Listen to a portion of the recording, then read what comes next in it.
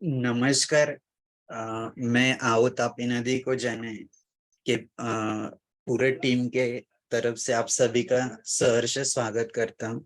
आओ तापी नदी को जाने के बारे में थोड़ी सा रचना क्या है उसके बारे में रखना चाहूंगा। हमारे जो मेंटर है डॉक्टर राजेंद्र सिंह जी, पीवी राजगोपाल जी, इन सभी के मार्गदर्शन से हमने कोरोना में इन 2020 में आओ नदी को जाने ऐसे 44 एक्सपर्ट्स को बुलाया था। और उनके टॉक होने के बाद ऐसे तय हुआ कि अप्रैल 2021 में हम फिजिकल यात्रा निकालेंगे नासिक से वर्धा तक। लेकिन क्या हुआ कि दूसरा वेव आया कोरोना का और फिजिकल यात्रा रुक गई। तो हम सभी ने डिसाइड किया कि हम ऑनलाइन डिस्ट्रिक्ट संवाद यात्रा शुरू करें। तो हमने हमारे पूरे टीम ने नासिक से लेके ये यात्रा शुरू की, ऑनलाइन डिस्ट्रिक्ट संवाद यात्रा। नासिक के बाद जलगांव, जलगांव के बाद नंदुरबार, धुलिया, ऐसे करते हुए जुलाई 2022 तक हमने महाराष्ट्र के 36 डिस्ट्रिक्ट में ये यात्रा कंप्लीट की है। और इसके साथ जब जलगांव, धुलिया और नंदुरबार की यात्रा कंप्लीट हुई तो हमारे साथियों ने डिसाइड किया कि हम आओ नदी को जाने, वैसे आओ तापी नदी को जाने ऐसी यात्रा शुरू करते हैं। और हमारे टीम ने मई 2021 में ये यात्रा शुरू की, आओ तापी नदी को जाने। उसका एक मैं चित्र शेयर कि ये यात्रा शुरू हुई जलगांव डिस्ट्रिक्ट से और आज तक 48 वेबिनार्स हो चुके हैं। आज हम यहाँ पर इकट्ठा हुए 49th वेबिनार के लिए, जिसमें हम आज तक ये वेबिनार में मोर देन 100 स्पीकर्स आ गए।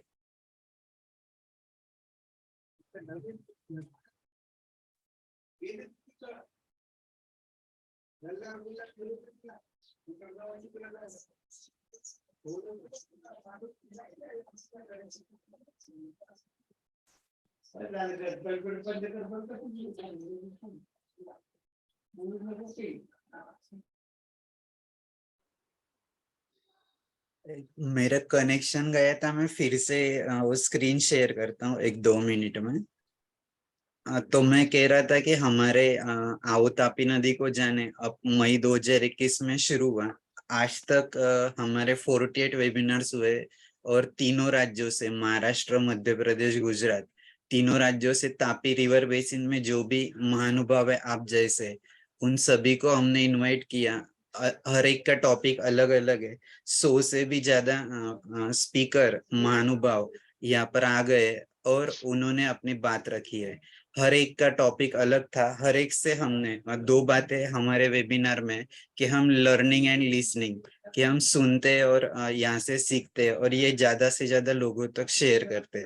ये कोऑर्डिनेशन है, क्योंकि हमारी पूरे तापी नदी बेसिन में जो भी अच्छी बातें चल रही है उनको कोऑर्डिनेट करके हम तापी नदी को कैसे उसका जो पहला अविरता और निर्मलता है वो कैसे ला सकते हैं, इस बारे में हम कोशिश कर रहे हैं। मैं ज्यादा वक्त न लेते हुए सागर धनाड़ सर से रिक्वेस्ट करता हूँ कि हमारे आज के जो स्पीकर है शिरीष दादाजी, उनका परिचय करवा दे। धन्यवाद। धन्यवाद विशाल जी। आवाज आ रहा है मेरा? हाँ, येतोय, बोला बोला। हाँ हाँ हाँ। तो सभी का धन्यवाद। आज के जो स्पीकर है, हम बहुत भाग्यशाली है कैसे में आज मिले हैं। उनका मैं आपको बता देता हूँ। माननीय विधायक आमदार श्री दादा चौधरी, श्री दादा का जन्म 23 मई 1959 को खिरोदा में हुआ था। खिरोदा एक छोटा गांव है रावेर तहसील में। दादा को काफी बड़ा अनुभव है सामाजिक काम करने का, और काफी उनको मिला है। तो पानलोट वाटर शेड के बारे में काफी काम दादा ने किया है। 19 में दादा विधायक बने और विधायक बनने के बाद में दादा ने वाटर शेड में 300 से ज्यादा गांव में काम किया है और कई छोटे मोटे तालाब विलेज डेवलपमेंट प्रोग्राम ऐसा किया है। तो भाग्यशाली है कि रावेर के विधायक माननीय श्री दादा हमारे बीच है। उन्होंने हमें टाइम दिया है और हम करें राष्ट्र आराधन तन से मन से धन से, तन मन धन जन जीवन से, ऐसा उनके बारे में कहा तो कम नहीं होगा। ऐसे विधायक हमारे बीच है तो मैं दादा से करूंगा कि वो अपना अपने विचार तापी और बजाड़ा जोन, तापी नदी के बाजू में एक बजाड़ा जोन है, वो बजाड़ा जोन को विकसित करने के लिए दादा ने काफी प्रयास किए हैं। और जो सुकी डैम है, तो सुकी नदी के ऊपर तो डैम को पुनर्भरण के बारे में काफी उन्होंने लगातार कोशिश की है और मूल स्थानीय जल संधारण जो बोलते हैं और रिच टू वैली अप्रोच, तो इसके बारे में भी काफी प्रयास किया है। रावेर तहसील जो है पानी के बारे में हम लोग जानते हैं कि काफी 500 फीट 600 फीट लोग नीचे खोद के करके पानी निकाल रहे हैं। तो पानी की वाटर लेवल बढ़ाने के लिए वहाँ पे जरूरी जो काम है वो करने के लिए दादा सदैव आगे आए हैं और उन्होंने काफी ये संदर्भ में काम किया है और इसका परिणाम काफी गांव में वाटर लेवल बढ़ी एग्जाम्पल्स है। जैसे कि एक मोरगांव नाम का गांव है रावेर तहसील में, वहाँ काफी पानी की कमी की वजह से क्रॉपिंग पैटर्न चेंज होते जा रहा था, लोग बनाना की खेती छोड़ रहे थे। तो दादा ने ये देख के काफी वहाँ पे research काम किया और बाकी जो वाटर है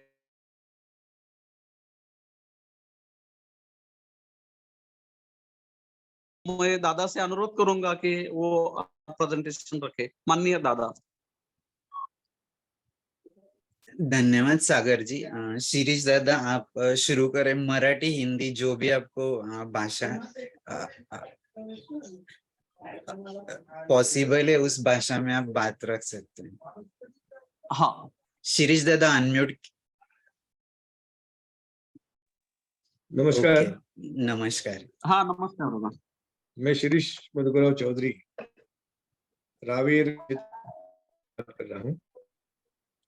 सबसे पहले तो हमारे मित्र सागर धरनावल के सब कार्यकर्ता मित्र जो इस क्षेत्र में बहुत अच्छा काम कर रहे हैं, एक पूरी लगन के साथ काम कर रहे हैं, उनके साथ हमारी संस्था सातपुड़ा विकास मंडल के तहत चलने वाले कृषि विज्ञान केंद्र के माध्यम से हम रावेर यावल इन दोनों तहसीलों में खास करके सातपुड़ा के पर्वत राशी के नीचे ज्याला पर्वताचा पायथा म्हणतो त्या पायथ्याशी असणाऱ्या गावांच्या क्षेत्रामध्ये सातत्याने जलसंवर्धनाचं काम करत आहोत। कृषी विज्ञान केंद्र 1984 साली स्वर्गीय मधुकरराव चौधरी यांच्या प्रेरणेने आणि स्वर्गीय सुनीतभाई मुंडे यांच्या अथक परिश्रमामधून ही कृषी विज्ञान केंद्र उभं राहिलं आणि सातत्याने आदिवासी ग्रामीण भागातल्या शेतकऱ्यांना तंत्रज्ञानाची माहिती मिळवून देणं, प्रशिक्षण देणं, त्या संबंधीचे फील्ड एक्सपेरिमेंट्स करत राहणं, या प्रकारचं काम सातत्याने करते, ज्यामध्ये तंत्रज्ञानाचा प्रसार आणि प्रचार ग्रामीण आदिवासी भागातील शेतकऱ्यांमध्ये होऊन गेल्या जवळजवळ 40 वर्षामध्ये इतका बदल झाला आदिवासींच्या जीवनामध्ये की आमचा सातपुडा पर्वतात शेती एक सीझनची शेती करणारा शेतकरी आज 3 सीझन शेती करायला लागला, 3 सीझन मध्ये वेगवेगळी पिकं घ्यायला लागला आणि केळीचं देखील उत्पादन करायला मोठ्याच प्रमाणात करायला लागलाय शेतकरी आमचा आदिवासी, हे सांगताना मला खूप आनंद वाटतो। या सगळ्या कार्यामध्ये ज्याला आपण म्हणतो की पाया रोवला गेला तो स्वर्गीय मधुकरराव चौधरी यांच्याकडून हे काम करण्यात आलं। रावेर यावल भागामध्ये सुकी, हतनूर, मंगरुळ, मात्राण, आघोडा, मोर यासारखी लहान मोठी 9 धरणे, इथे हरिपुरा आणि पुढे इतर देखील लहान मोठी धरणे ही सगळी त्यांच्या कार्यकाळामध्ये ते निर्माण केली। आणि आनंदाशिवाय गमतीची गोष्ट अशी की महाराष्ट्र राज्यामध्ये या पाटबंधाऱ्याच्या कामासंबंधीचं ओढाताण खूप स्पर्धा सुरू असताना चौधरी साहेबांनी अतिशय शांतपणे आणि स्थिरपणे पाठपुरावा करून आपल्या भागातली कामं करून घेतली आणि इथे जवळजवळ 9-10 धरणं झाली, पण संबंध जिल्ह्यामध्ये 17 धरणं त्यांनी निर्माण केली त्यांच्या कार्यकाळामध्ये. एक मोठा विकासाचा पाया रचण्याचं काम त्यांनी केलं.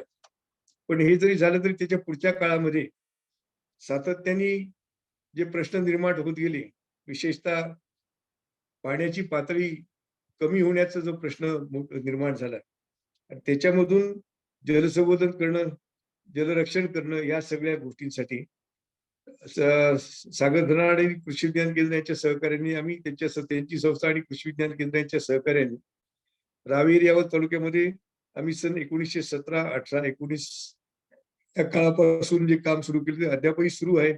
कोरोनाच्या काळामध्ये काम बंद पडलं होतं दुर्दैवाने, परंतु यापुढे पुन्हा एकदा नव्याने हे काम जलसंवर्धनाचं आम्ही सुरू करायचं ठरवलेलं आहे. त्यासाठी आवश्यक ती साधन सामुग्री देखील व्हॉलंटरी फंड्सच्या माध्यमातून उपलब्ध करण्यासंबंधीची तयारी आम्ही केलेली आहे.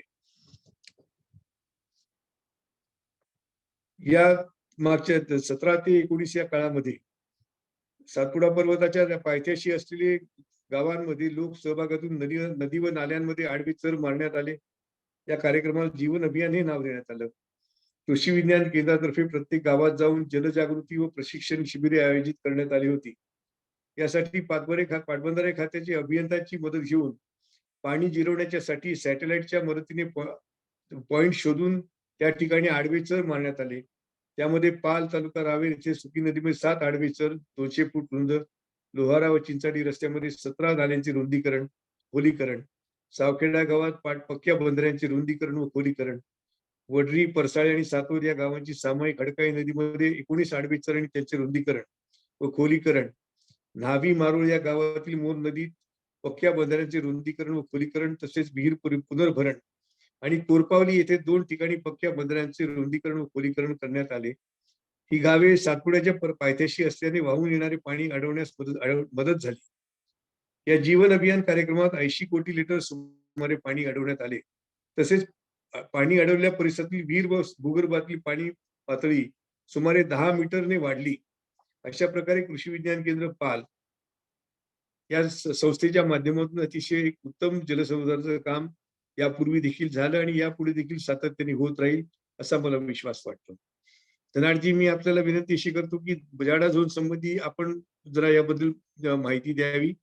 ज्यायोगे सर्वांनाच त्याबद्दल आणि थोडं तुम्ही तांत्रिक शब्द भाषेमध्ये जरी माहिती दिली तर मला असं वाटतं की सगळ्यांना ती उपयुक्त ठरेल. त्याबद्दल आपण बोलावं अशी विनंती करतो. हो.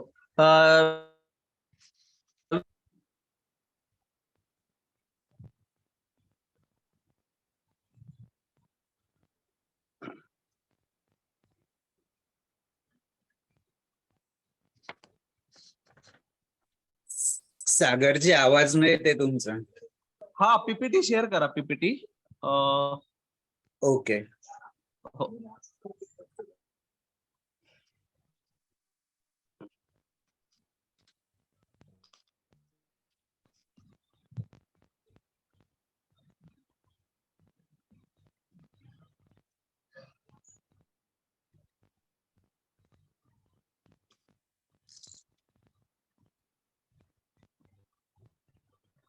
जसं दादांनी सांगितलं की केंद्रामार्फत वेगवेगळ्या शेतकऱ्यांना, शेतकरी गटांना, बचत गटांच्या सदस्यांना, ग्रामपंचायत सदस्य, जे जे स्टेक होल्डर आहेत अशा सगळ्या स्टेक होल्डरला प्रशिक्षण देण्यात आलं.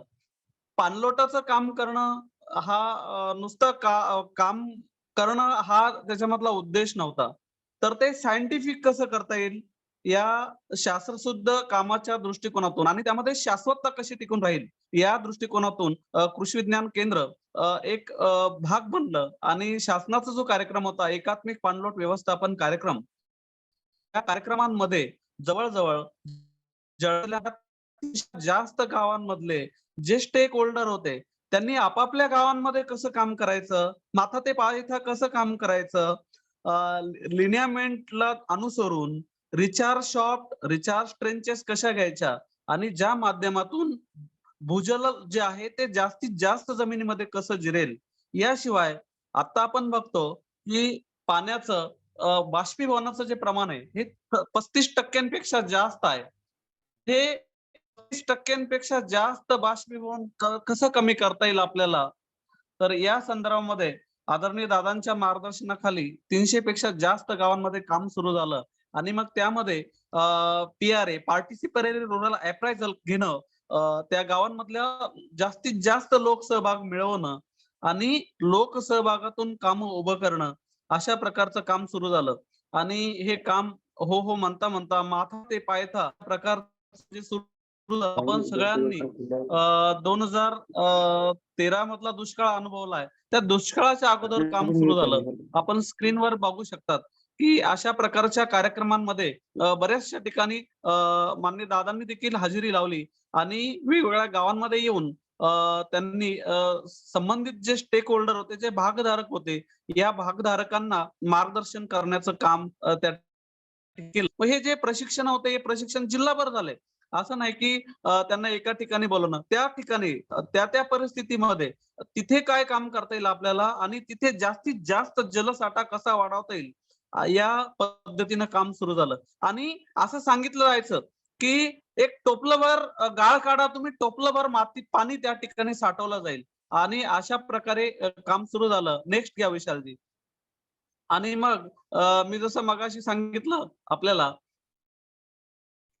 PRAच्या स्वरूपामध्ये रांगोळी करून गावामध्ये की काय काय नैसर्गिक साधन संपत्ती आपल्या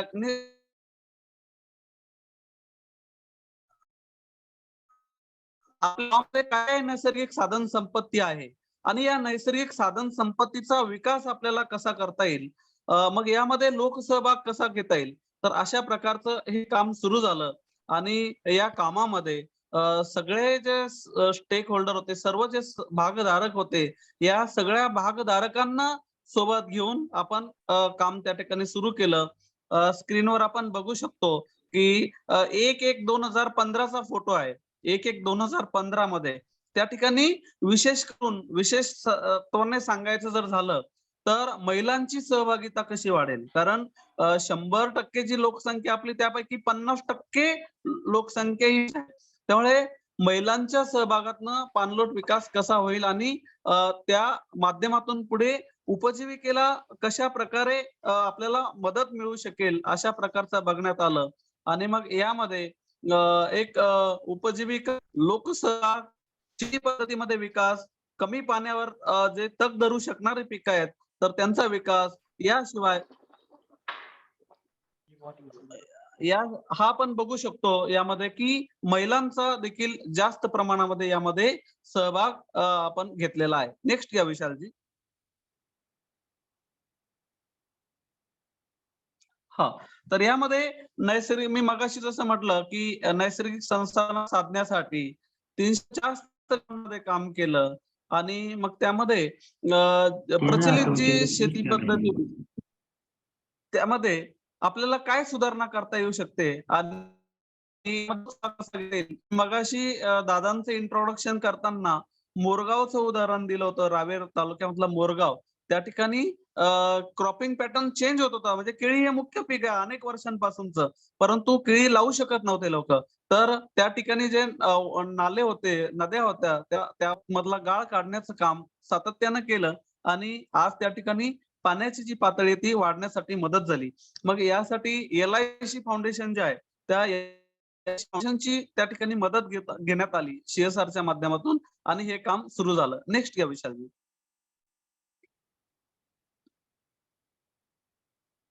विशालजी नेक्स्ट घ्या.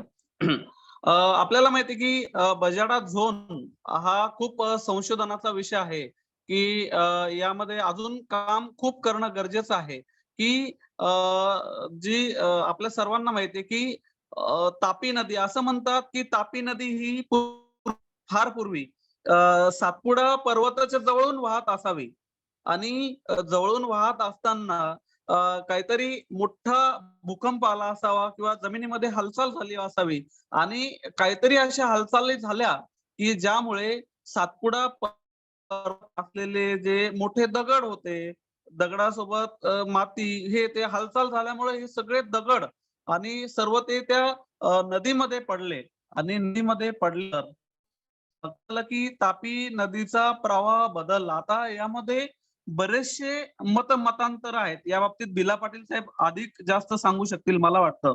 तर पण हा जो बजाडा जो झोन आहे, यामध्ये किती पाणी टाका तुम्ही, किती पाणी टाका, ते पाणी आतमध्ये घेण्याची त्या ठिकाणच्या जमिनीची क्षमता आहे. किंबहुना आपण बघतो सॅटेलाइट इमेजेसद्वारे देखील हे सिद्ध झालेलं आहे, की किती पण पाणी टाका.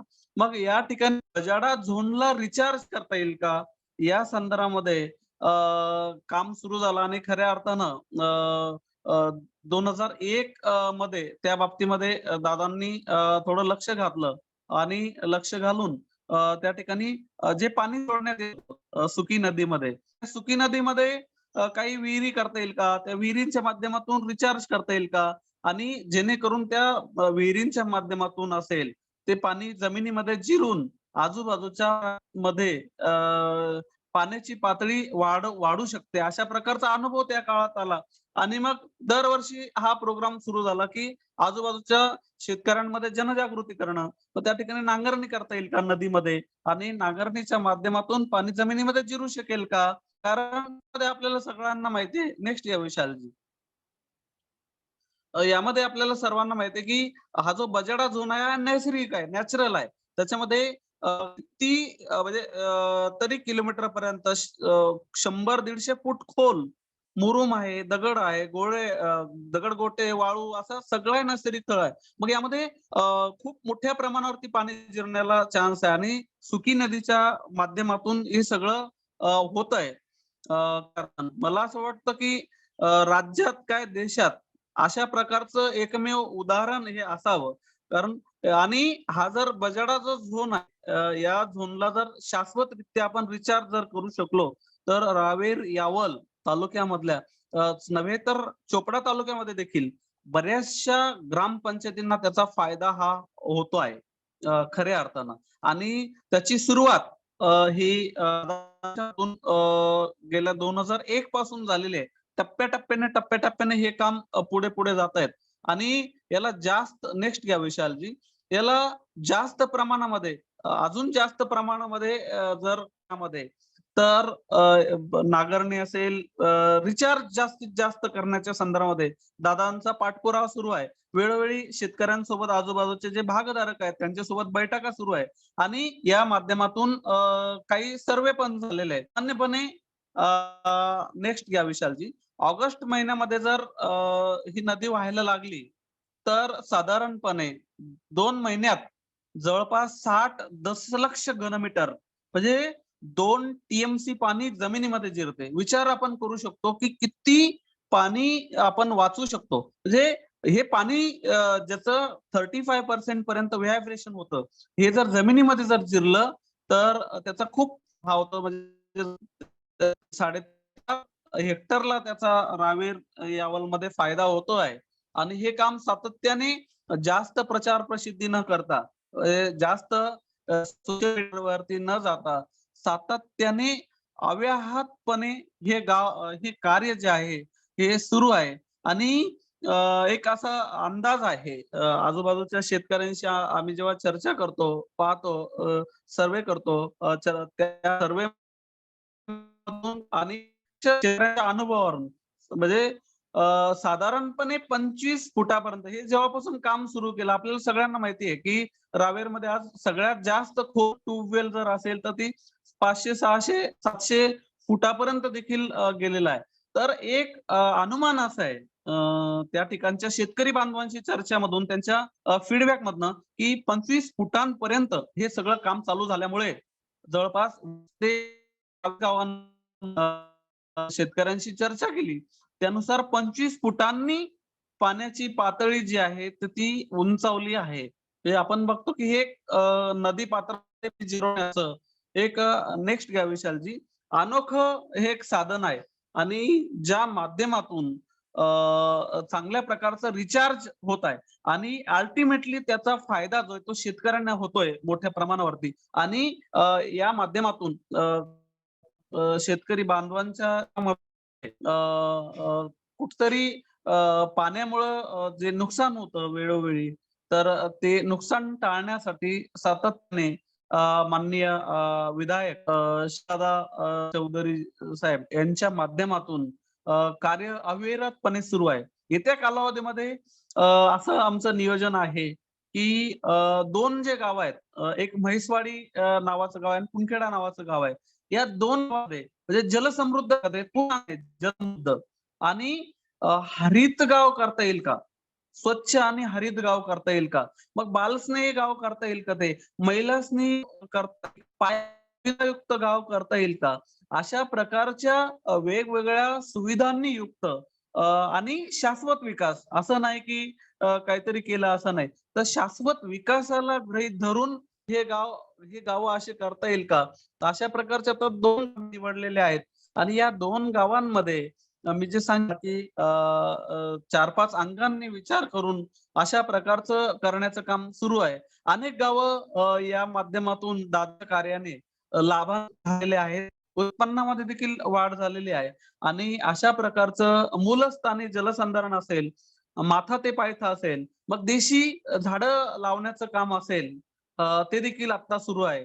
यासोबतच आपल्याला सर्वांना माहिती आहे की बायफ जी संस्था आहे, या संस्थेच्या माध्यमातून आणि माननीय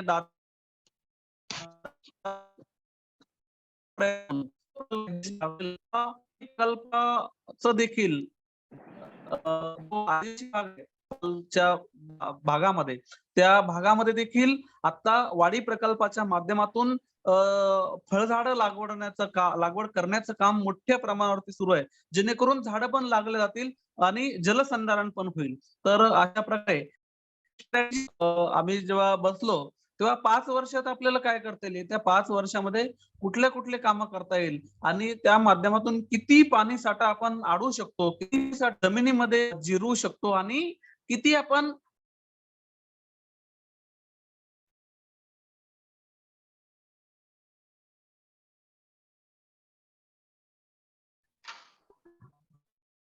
तर या बाबतीत काम सुरू आहे आणि नक्कीच येत्या कालावधीमध्ये जे आपण म्हणतो की क्रिटिकल झोन मध्ये जे आपण नेहमी उच्चार करतो तर तो क्रिटिकल झोन मधून सेमी क्रिटिकल नॉर्मल मध्ये रूपांतर करण्यासाठी सातत्याने प्रयत्न होत आहेत. नक्कीच यामध्ये यश मिळेल एवढंच या ठिकाणी प्रेझेंटेशन आहे.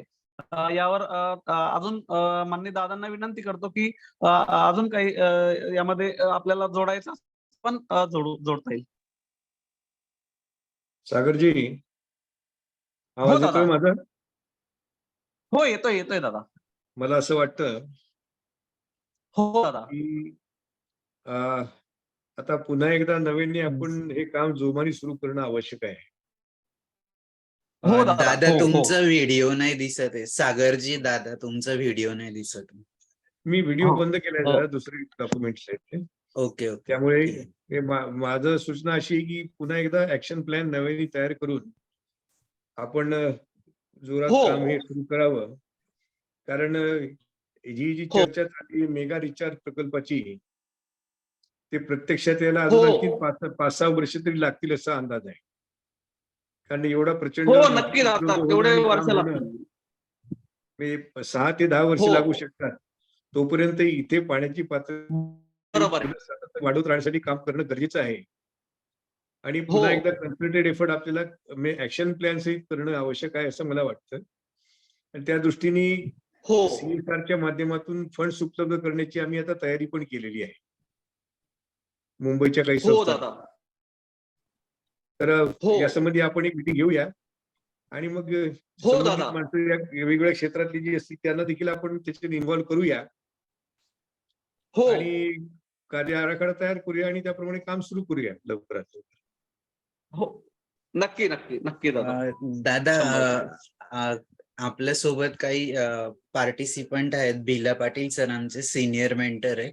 तर त्यांना काही प्रश्न विचारायचे आहेत आणि जी. ईश्वर पाटील सर. हो. येस, बोला ना. बोला ना बिला पाटील सर. नमस्कार सर. नमस्कार नमस्कार. हा बोला पाटील साहेब. हो हो बोलतोय, कारण की जर म्हणजे लहानपण जरा म्हणजे मी जळगावचा असल्यामुळे सध्या पुण्यात असतो. जी. परंतु ज्यावेळेस लहानपणी आम्ही पालला ते पालला थंड हवेचे ठिकाण होतं बघा. तुम्हाला हो. थंड पाल म्हणजे थंड हवेचे ठिकाण. बर. आणि आपल्या मोठ्या साहेबांचं तर काम तर खूप मोठं आहे, त्याबद्दल सवालच येत नाही. त्यासोबत तुम्ही सुद्धा एवढं मोठं काम करताय, जी. याच्याबद्दल म्हणजे तुम्ही स्वतः विधायक आहेत, जी. त्यामुळे तुमच्याकडे अथॉरिटी बी आणि सामाजिक कार्य करण्याची सर्व जबाबदारी तुमच्याकडेच असते. तुम्ही बरोबर. लोकांना निवडून येतात. आणि जे आता जे बजाडा जे झोनचं सांगितलं ना, आता तुम्ही खूप म्हणजे आहे तो खूप म्हणजे उत्कृष्ट, त्याला म्हणजे अगदी तुमची भोकरी नदीपासून ते अनेरपर्यंत तो बेल्ट पूर्ण आहे. म्हणजे रावेर, यावल आणि चोपडा तिन्ही तालुक्यांना तो सातपुड्याला लागून आहे.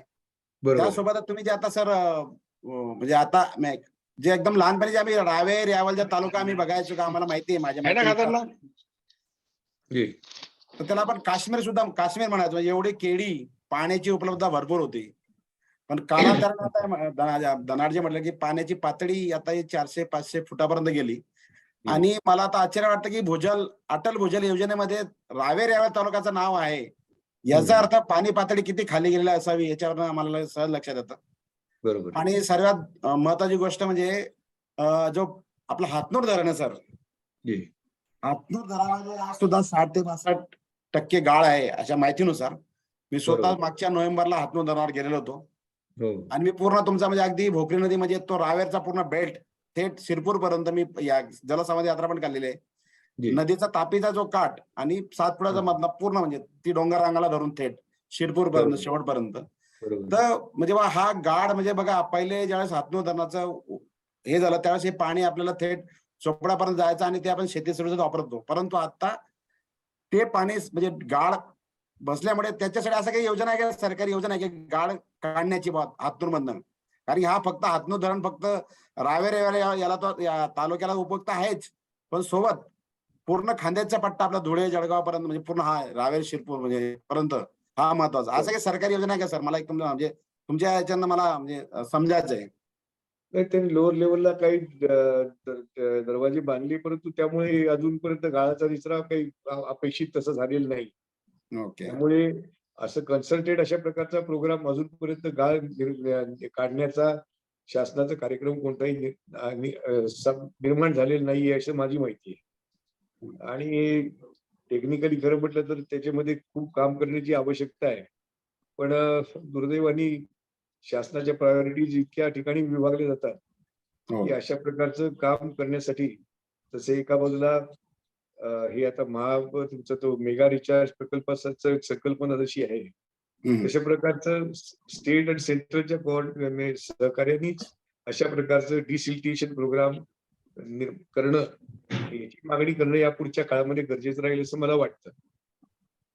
ते काही एकट्या राज्य सरकारच्या आवाक्यामध्ये राहील असं वाटत नाही.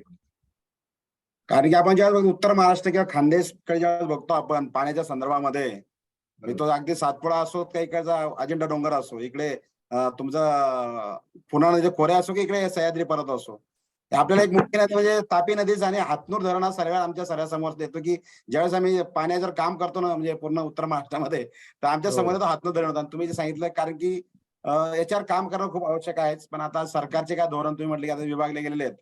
त्यासोबत अजून एक माझा प्रश्न आहे सर, की रावेर यावलसाठीच जे पहिले सुकी डॅम आहे, आपला सुकी डॅम आहे किंवा मोर नदीवर सुद्धा काही मोर डॅम आहे, भोकरी नदीवर काही डॅम आहे, अजिंठाच्या ज्या सातपुड्याच्या पर्वतामध्ये थेट सातपुडा खूप सुंदर आहे बरं का, आणि पाण्याचा सुद्धा त्यात उपलब्ध खूप आहे. आता तुम्ही म्हटलं की 300 रिचार्ज कुठेतरी म्हणजे रावेर तालुक्यात तुम्ही केलेले आहेत बरं का, म्हणजे किंवा पाणलोट क्षेत्र शेडू हे केलेलं आहे. हे तुम्ही म्हणजे सरकारच्या ह्याच्यातनं केलंय का, म्हणजे लोकसहभागातून निर्माण केलेलं आहे? प्रामुख्याने लोक सहभागातून हे केलेलं आहे आपण. आणि टेक्निकल सपोर्ट गव्हर्नमेंट कडून जेवढा घेता येईल तेवढा घ्यायचा प्रयत्न केला आपण, परंतु शासकीय कार्यक्रम म्हणून काही राबवण्यात आले नाही. अच्छा अच्छा. म्हणजे सातपुडा तुमचं जे संस्था त्याच्याकडनं तुम्ही ते सर्व केलेलं आहे सर? त्या संस्था, स्थानिक लोक, इथले गावागावातली जी मंडळी होती, ते लोक सहभाग आणि संस्थांचा सहभाग याच्यातून पण बरंचसं काम या ठिकाणी केलेलं आहे. आणि सर तिथे आता दुसरा प्रश्न, कृषी विज्ञान जे मला कृषी विज्ञान मी ऐकलेलं आहे पालचं, हे म्हणजे ही काय खाजगी संस्था आहे का सरकारी संस्था म्हणजे कृषी विज्ञान केंद्र पाल? सातपुडा विकास मंडळ हे पब्लिक ट्रस्ट आहे. ओके. त्या ट्रस्टच्या माध्यमातून कृषी विज्ञान केंद्र चालवलं जातं. ते कृषी विज्ञान केंद्र ICAR च्या मार्गदर्शनाखाली चालवलं जातं. त्यासाठी निधी ICAR कडून उपलब्ध केला जातो कर्मचाऱ्यांच्या आणि शास्त्रज्ञांच्या पगारासाठी आणि जे काही प्रोग्राम्स असतात त्यासाठी. पण त्या व्यतिरिक्त संस्था देखील निधी कृषी विज्ञान केंद्राला उपलब्ध करून ते नवीन नवीन ऍक्टिव्हिटीज डेव्हलप करण्यासाठी. ओके सर, धन्यवाद. धन्यवाद बिला पाटील सर. ईश्वर पाटील सर, तुम्हाला बोलायचं असेल तर अनम्यूट करा. नमस्कार दादा, सर्व मंडळी. नमस्कार. मी प्रॉपर अंमळ तालुक्यातला चांदणी कोरेगाव आहे माझं. पण जसे हो. बिला पाटील साहेब पुण्यात राहतात तसं मी डोंबिवली उपनगरात राहतो. जी. दादांनी जे पाण्यावर काम केलेलं आहे आणि त्यांच्या कामाची माहिती जी सागर सरांनी दिली, खरोखर आज म्हणजे सर्वच लोकप्रतिनिधींनी याकडे कामाकडे लक्ष देणं गरजेचं आहे. कारण आपल्या उत्तर महाराष्ट्रामध्ये पाण्याची भीषण टंचाई आहे असं म्हणायला काही हरकत नाही. आता माझा अंमळ तालुक्यात जरी असेल तर अंमळ तालुक्यामध्ये एक 10% ही बागायत शेती नाहीये. रावेर यावर तापीचा काळ असल्यामुळे तरीही त्यांची पाण्याची पातळी खोल गेलेली आहे. तर दादांनी ज्या पद्धतीने काम केलेलं आहे, लोकप्रतिनिधी आहेत, लोकप्रतिनिधी हा वेगवेगळ्या पक्षाचे असतात. तर जळगाव जिल्ह्यामध्ये श्री दादा म्हटले की आता 2 दादा लक्षात येतात. एक श्रीदादा चौधरी आणि आमचे अंबानीचे श्रीदादा चौधरी ते पण. तर लोकांना ज्यावेळेस मुंबईमध्ये ज्यावेळेस चर्चा होते, श्रीदादा म्हटलं की पटकनी दादांचं म्हणजे यावल तालुक्यातलं नाव येतं की बुवा हे दादा आहेत का. मग त्यावेळेस त्याकडे हे दादा नाहीये, हे एक अंबानीचे दादा आहेत. कारण त्यांनी पाण्यावर बऱ्यापैकी काम केलेलं आहे. तर लोकप्रतिनिधींच्या माध्यमातून लोकांपर्यंत जशी तुम्ही जागृती निर्माण केली गावागावामध्ये, अशा सर्वच मतदारसंघातल्या लोकप्रतिनिधींनी जर जागरूकता निर्माण केली का. कारण आता बिला पाटील साहेब असतील, आम्ही छोटे छोटे कार्यकर्ते आहेत हे पाण्यावर काम करणारे लोक. लोकप्रतिनिधींचं जेवढं ऐकतात ना तेवढं आमच्यासारख्या सर्वसामान्य लोकांचं ऐकत नाही. तर माझी विनंती राहील की दादांनी जसं रावेर यावर तालुक्यामध्ये काम केलंय तसं आपण कुठल्याही पक्षाचे आमदार मुंबईला भेटतोच. तो तात्विक वादच असतो सर्व पक्षांचा, पण नंतर तुम्ही एकत्र येतात त्यावेळेस हा विषय आपल्या अंमळ तालुक्या आपल्या जळगाव जिल्ह्यातल्या सर्व आमदारांसमोर मांडा किंवा सर्वसामान्य जनतेची अशी अपेक्षा आहे जेणेकरून शेतकऱ्यांना पाणी मिळेल. तर पाण्याच्या कामावर जास्तीत जास्त फोकस केलं गेलं पाहिजे बुवा. कारण शेतकऱ्याला जर पाणी मिळालं तर त्याचं जीवनमान सुधरेल, त्याचं उत्पन्न वाढेल. या गोष्टी काही मला नवीन सांगण्यासारख्या नाही आहेत, पण सर्वच प्रतिनिधींनी करावं बुवा. कारण प्रतिनिधींच्या माध्यमातून सर्व गोष्टी होऊ शकतात. आमच्यासारख्या छोट्या छोट्या पाण्यावर काम करणाऱ्या कार्यकर्त्यांपेक्षा दादांनी जे पुनर्बाणाचं काम केलं, 32 मीटर किंवा 32 फूट पाण्याची पातळी वाढली, अशी सर्वच तालुक्यामध्ये जर वाढली तर काही ना काही प्रमाणात पाण्याची टंचाई दूर होईल. आणि लोकांचा सहभाग मोठ्या लोकांनी किंवा लोकप्रतिनिधींनी जर सांगितलं तर नक्कीच होतात. कारण प्रत्येक गावामध्ये आपले कार्यकर्ते असतात किंवा मानणारा वर्ग असतो की नाही बा दादांनी सांगितलंय, दादांच्या शब्दासाठी आपल्याला काम करायचं आहे. कारण एक आपली महाराष्ट्रीय संस्कृती एक आगळी वेगळी संस्कृती आहे की आदरणीय द्यायचं. आणि मोठ्या साहेबांनी जर तुम्ही शिक्षणावर खूप मोठं काम केलेलं आहे हे तर काही महाराष्ट्राला सांगण्याची गरजच नाहीये. ज्या पद्धतीने मोठ्या साहेबांनी शिक्षणावर काम केलं त्या पद्धतीने जळगाव पॅटर्न मध्ये तुम्ही पाण्यावर काम केलेलं आहे.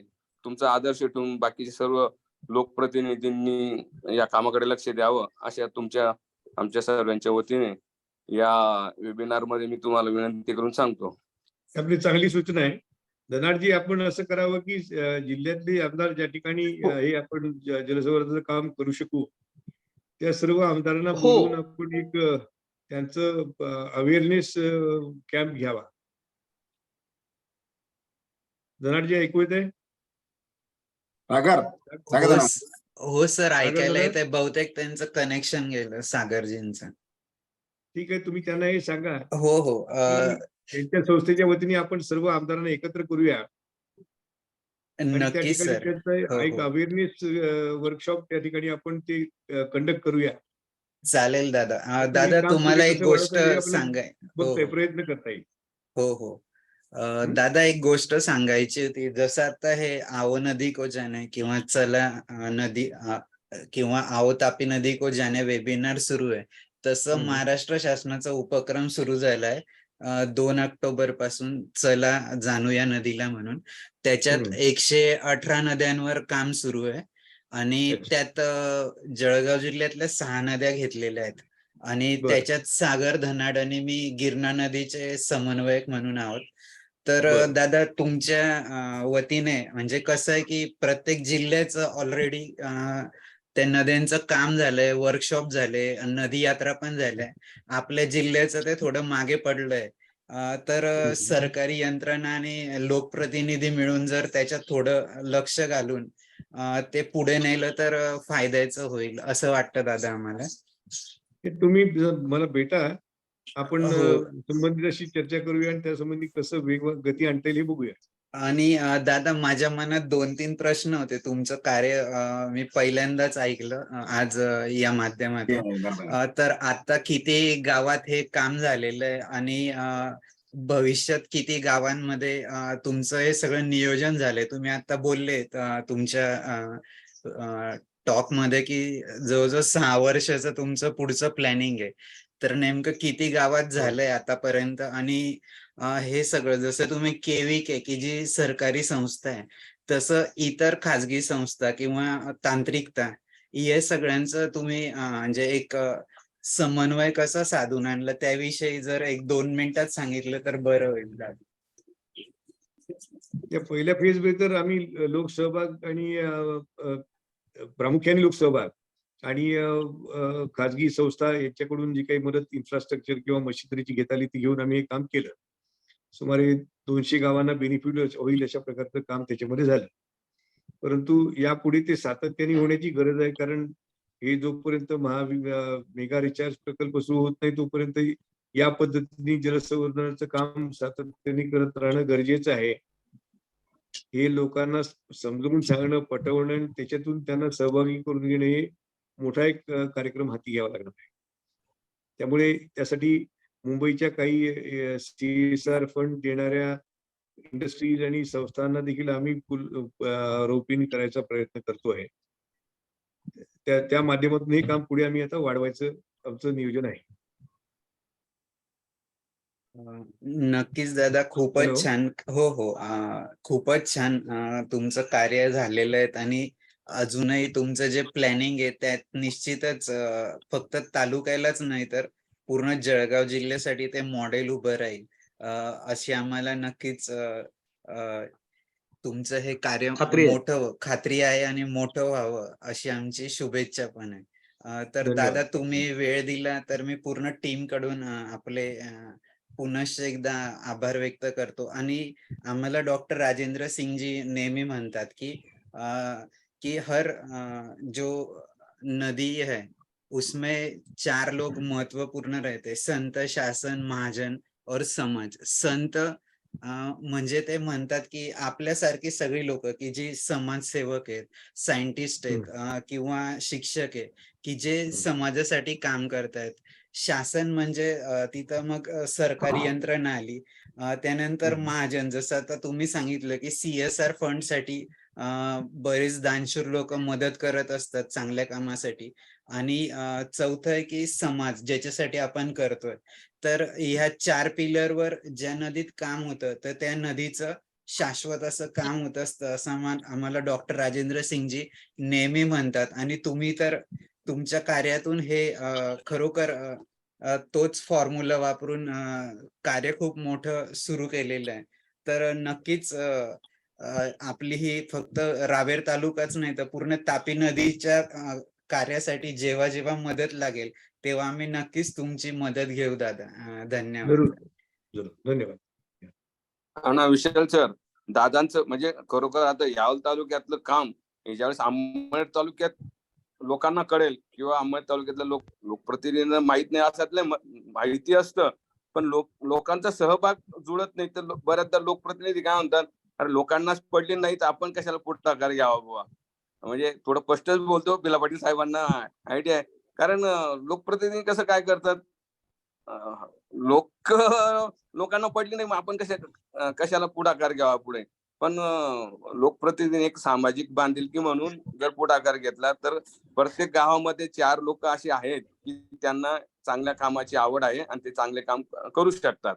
तर या माध्यमातून दादांचं काम हे जळगाव जिल्ह्यातल्या सर्वच आमदारांच्या कानावर पडेल, कारण ही रेकॉर्डिंग होते आणि ही रेकॉर्डिंग बऱ्याचदा वेगवेगळ्या युट्यूबवर टाकली जाते. आणि बिला पाटील साहेब ते प्रत्येक वेबिनारची रेकॉर्डिंग मी त्यांच्याकडनं मागून घेतो आणि भरपूर ग्रुपवर टाकतो मी. म्हणजे जवळजवळ 2,000-1,000 लोकांपर्यंत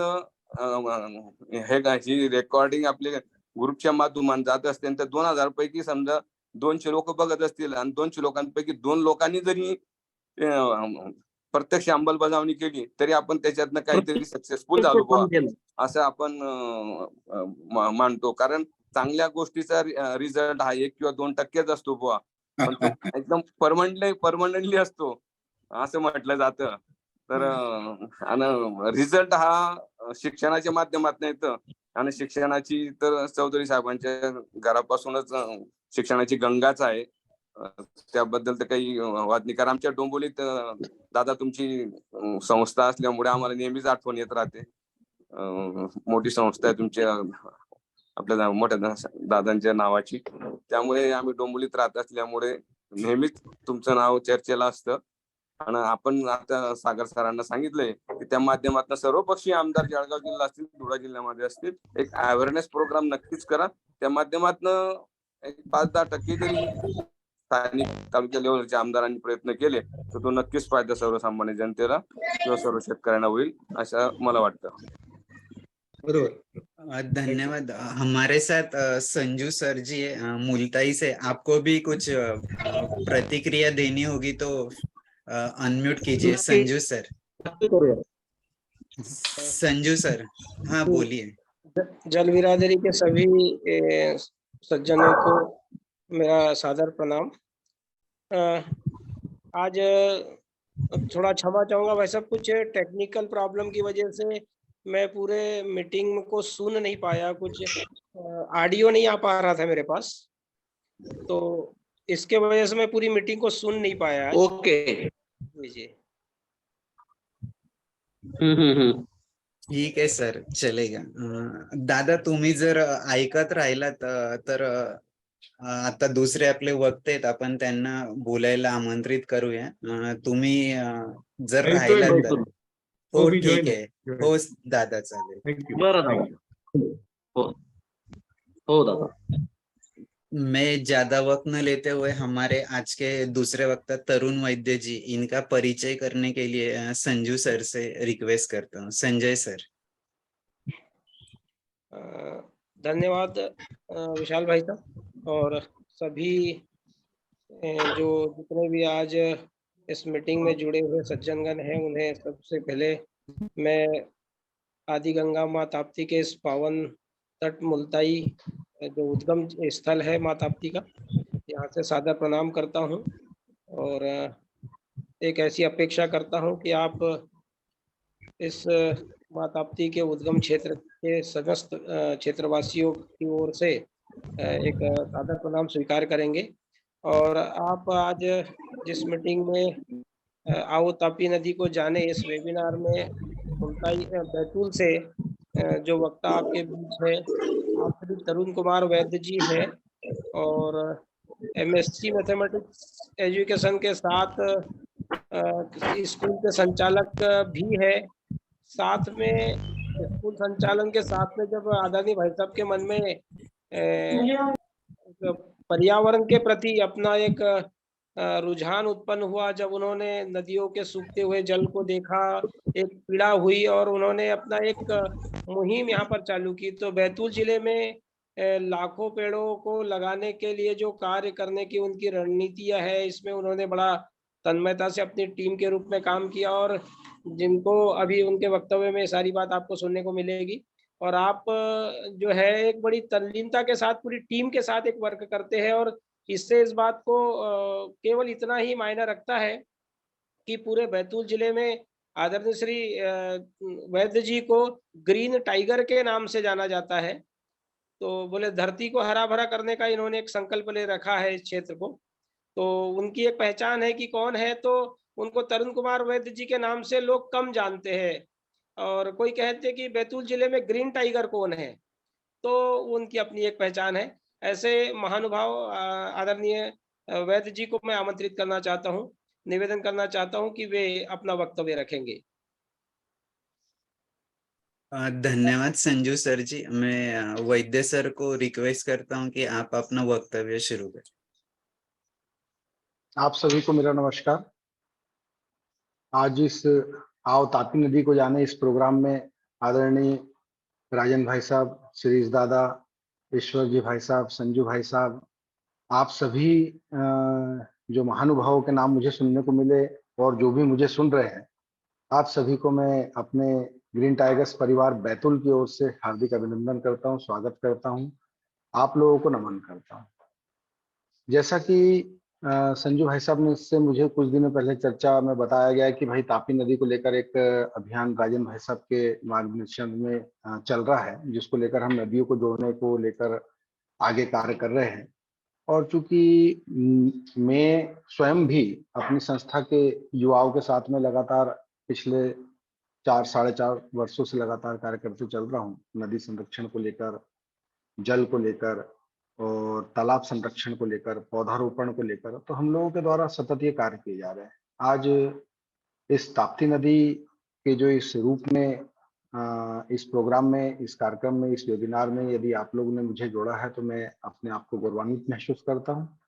और जैसा भी दादा के कार्य भी मेरे द्वारा सुने गए, उनके द्वारा जो बोले गए, मैंने सुना कि एक शासन के रूप में दादा ने जो एक संवेदनाएं जल के लिए जो उत्पन्न करी है वो वाकई सराहनीय है। और ये हर जगह पे होना चाहिए, हर क्षेत्र में ऐसा होना चाहिए। शासन यदि समाज के साथ में खड़ा होता है, जैसा बताया राजन भाई साहब के वक्तव्य में कि संत महाजन और समाज ये सब जुड़ के यदि कार्य करते हैं और शासन जुड़ के कार्य करता है तो निश्चित ही एक अपने एक दिशा को, सही दिशा में चल के लक्ष्य को पा सकते हैं। हम लोगों के द्वारा जो कार्य किए गए हैं उस कार्य का जैसे एक संक्षिप्त विवरण में यदि आपको देना चाहूँ तो हम लोगों के द्वारा विगत 4.5 वर्षों में लगभग 1,91,000 पौधों का रोपण जिले के विभिन्न क्षेत्रों में किया गया। जिले में 1,91,000 पौधों को लगाकर हम लोग उसे छोड़ते नहीं है। हम लोग का उद्देश्य होता है हमारी संस्था के पास में कि हम लोग उन पौधों को पालें, हम पौधों को पाल के उन्हें पेड़ बनाते हैं, पेड़ बनने तक उनके साथ में बने होते हैं। आज भी ऐसे कई पौधे हम लोगों के लगभग 60% शहर में हैं जो कि हम लोगों के पेड़ के रूप में दिखने लगे हैं। और उन लोगों की केयर अब हम नीला थोता या चूना लगाकर हम लोग करते हैं, जिनकी जड़ों में हम लोग लगाते हैं। और विगत लगभग 1 से 1.5 साल पूर्व हमारे जो एक भाव उत्पन्न हुए वो नदी को लेकर हुए कि हमारे यहाँ माचना नदी एक है जो कि लगभग पूरे जिले में 78 से 82 किलोमीटर तक की लंबाई को वो बहती है, स्थानीय नदी। उस स्थानीय नदी को हमने देखा कि वह विभिन्न जगहों पर सूखते चल रही थी, मतलब उसका दोहन इतना ज्यादा होने लगा, उसमें बालू रेता इत्यादि को निकालना, वहां के आसपास के जंगलों को खत्म करना, वहां के पेड़ पौधों को नष्ट करना, उसके बाद में नदी का सूख जाना और नदी के सूखने के बाद में किसानों का तीसरी फसल के रूप में भूमिगत जल पर निर्भर होना। भूमिगत जल मतलब ट्यूबवेल इत्यादि पर उसका ज्यादा दोहन होना। तो हमने सोचा कि यदि ये नदी ये बची रहती है, चूंकि हमारे जिले के अंतर्गत बहती है, तो क्यों ना हम इस नदी को बचाने को लेकर लोगों को सबसे पहले हम प्रेरित करें।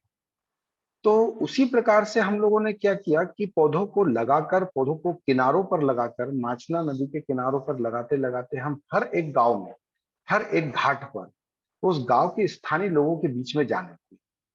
गांव के स्थानीय लोगों के बीच में जाकर हम लोगों से संपर्क करने लगे।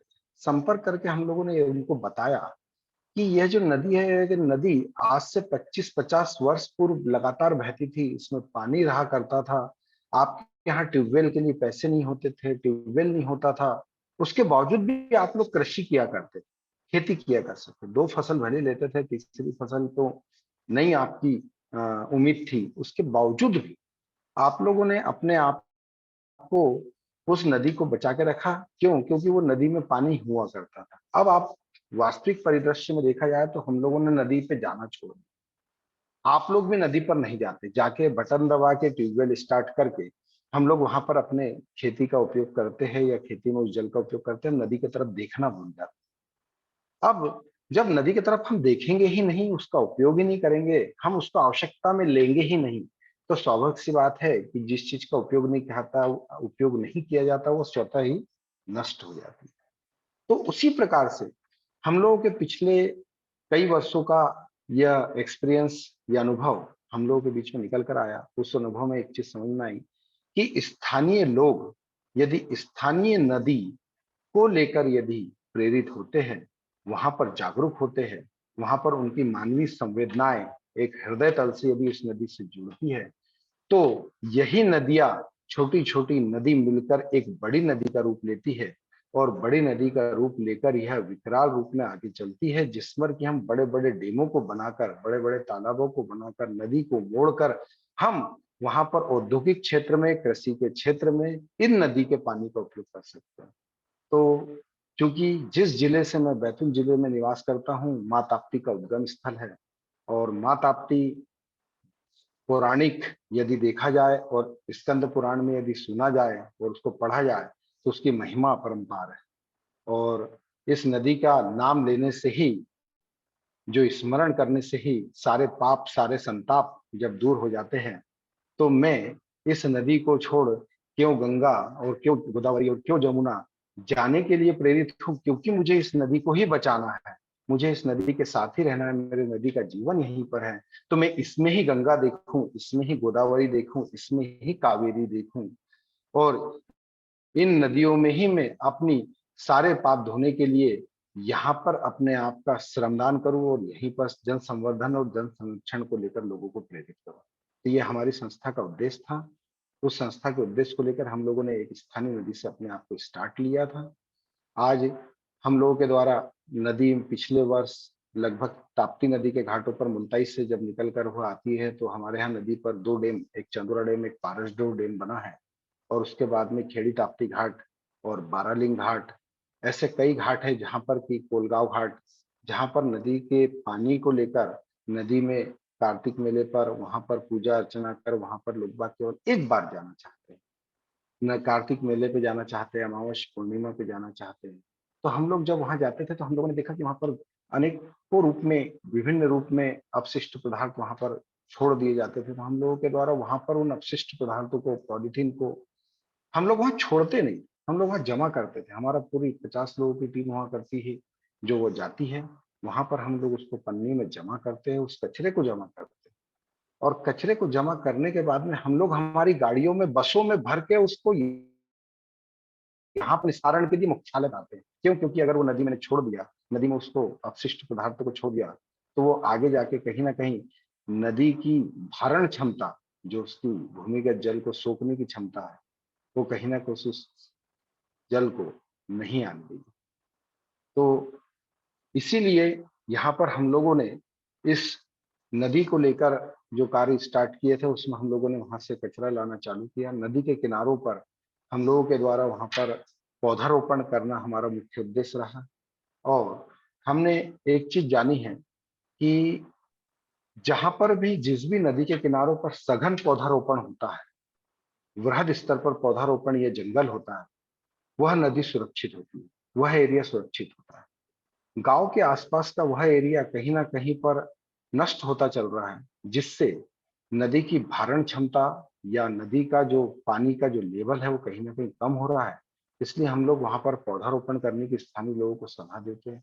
हम लोगों की तरफ से वहां पर बारिश के समय में सभी घाटों पर जितने उनको पौधे आवश्यकता होती है, वो पौधों को हम निःशुल्क अपने तरफ से वितरित करने का प्लान करते हैं और वहां पर उनके स्थानीय लोगों को जोड़कर वहां पे छोटे छोटे गांव में हर एक घाट पर छोटी छोटी समितियां बनाती, समितियां बनाकर उन लोगों को उस घाट की, उस नदी के संरक्षण का पूरा दायित्व सौंपते हैं।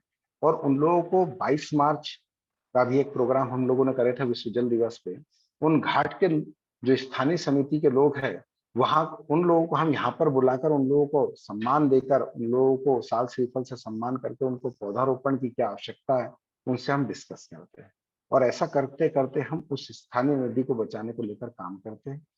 अब जैसे हम ताप्ती नदी की अगर जैसे बात करें तो ताप्ती नदी हमारे बैतूल जिले से उद्गमित होकर महाराष्ट्र, मध्य प्रदेश, उसके बाद महाराष्ट्र और गुजरात तक पहुंचती है। अब देखा जाए तो हमारे यहाँ लगभग 9,000 वर्ग मीटर के लगभग मध्य प्रदेश में, उसके बाद में 51,000 के समथिंग आज महाराष्ट्र में, और 3-3,500 वर्ग मीटर के लगभग वो गुजरात में उसका क्षेत्र है माँ ताप्ती का। उसके बावजूद भी हमारे देखने में आता है कि गुजरात सबसे ज्यादा समृद्ध और नदी का उपयोग, नदी जल का उपयोग करने वाला, आर्थिक क्षेत्र में उपयोग करने वाला राज्य माना गया। महाराष्ट्र भी उससे ज्यादा है, लेकिन हम लोग मध्य प्रदेश में उसको बुरहानपुर क्षेत्र तक, एक केले की फसल तक, 1-2 बांधों को बांधकर हम अपने आप को पीछे रख पाए। तो इन जगहों पर कहीं ना कहीं शासन की आवश्यकता होती है संतों के साथ में, जो इस नदी जल के उपयोग को डैम के रूप में या उसके डायवर्शन के रूप में, नदी को जोड़ने के रूप में हमारे साथ में खड़े होकर हम लोगों को दिशा निर्देशित करें। अब आपके बीच में जैसे मैं अपने इस नदी को लेकर और वक्तव्य अगर प्रस्तुत करना चाहता हूं, तो उसमें हमारे यहाँ कहीं ना कहीं ये चीज निकल कर आती है कि जो नदी का जो जल होता है, वो नदी का जल कहीं ना कहीं आपके बीच में जब हो हम उसको उपयोग करते हैं तो एक आस्था के रूप में उपयोग करते हैं। जैसे हमारे यहाँ माँ ताप्ती और माँ नर्मदा दोनों ही एक ऐसी नदी है जो विपरीत दिशा में बहते हुए पूरब से पश्चिम की ओर बहती है। इसमें डेल्टा भी कहीं नहीं बन पाता क्योंकि नदी का बहाव तेज होता है। अब जब नदी का बहाव तेज होता है, डेल्टा नहीं बन पाता है, तो स्वाभाविक सी बात है कि आप इस नदी के जल का भरपूर उपयोग कहीं ना कहीं पर कर सकते हैं। नदी जल में अब इन उपयोग को लेकर हमारे पास में जो कार्य योजना होती है, वो कार्य योजना में हमारे पास में नदी के किनारे प्लांटेशन और उस पे छोटे छोटे स्टॉप डैमों को बनाने का होता है। स्टॉप डैम यदि बनते हैं तो स्टॉप डैम में कहीं ना कहीं आपको स्थानीय लोगों को कृषि क्षेत्र में उसका उपयोग मिल जाता है। अब जितनी जगहों पर के पानी में नदी में पानी ठहरता है, उतनी जगहों पर water level, underground water level अपने आप इंक्रीज होता चलता है। जब अंडरग्राउंड वाटर लेवल इंक्रीज होता चलता है तो ये मान के चलिए कि आपके लिए कृषि के क्षेत्र में पेयजल की व्यवस्था के लिए कहीं ना कहीं यह हमारे लिए फायदेमंद होता है। तो हम लोग प्रेरणात्मक स्वरूप, हमारे प्रेरणा देकर, जागरूकता को लेकर हम लोग के मन में बस यही प्रश्न होता है कि क्या यह नदी केवल आस्था तक सीमित रहना चाहिए? लोगों को जागरूक करने का उद्देश्य है कि हम उस आस्था से बढ़कर हम हमारे इस नदी को जब माँ का स्वरूप देते हैं, नदी को जब माँ के रूप में लेते हैं, तो हम इसकी सेवा के लिए अग्रसर क्यों ना। हम लोग वो जागृति, जन जागृति हर एक क्षेत्र में पैदा करना चाह रहे हैं और ये हमारी पूरी टीम लगातार इसी को लेकर कार्य कर रही है। और इस कार्य में हम लोगों को स्थानीय लोगों का सपोर्ट भी मिलता है, वहाँ के आम लोगों का सपोर्ट भी मिलता है। और चूंकि हम एक छोटे स्तर, जैसे ईश्वर भाई साहब ने बोला था कि छोटे स्तर पर हम लोग काम कर सकते हैं, मतलब एक श्रम दे सकते हैं, परंतु उसकी योजनाओं को क्रियान्वयन कराना कहीं ना कहीं शासन के हाथ में होता है। तो शासन तक हम हमारे लोगों को पहुंचाकर उनकी आवश्यकताओं को पहुंचाना चाहते हैं, जिससे हमें वहां पर सपोर्ट मिलके वहां पर उस नदी के जल को बचाने को लेकर हम लोग के साथ में शासन प्रशासन खड़ा है।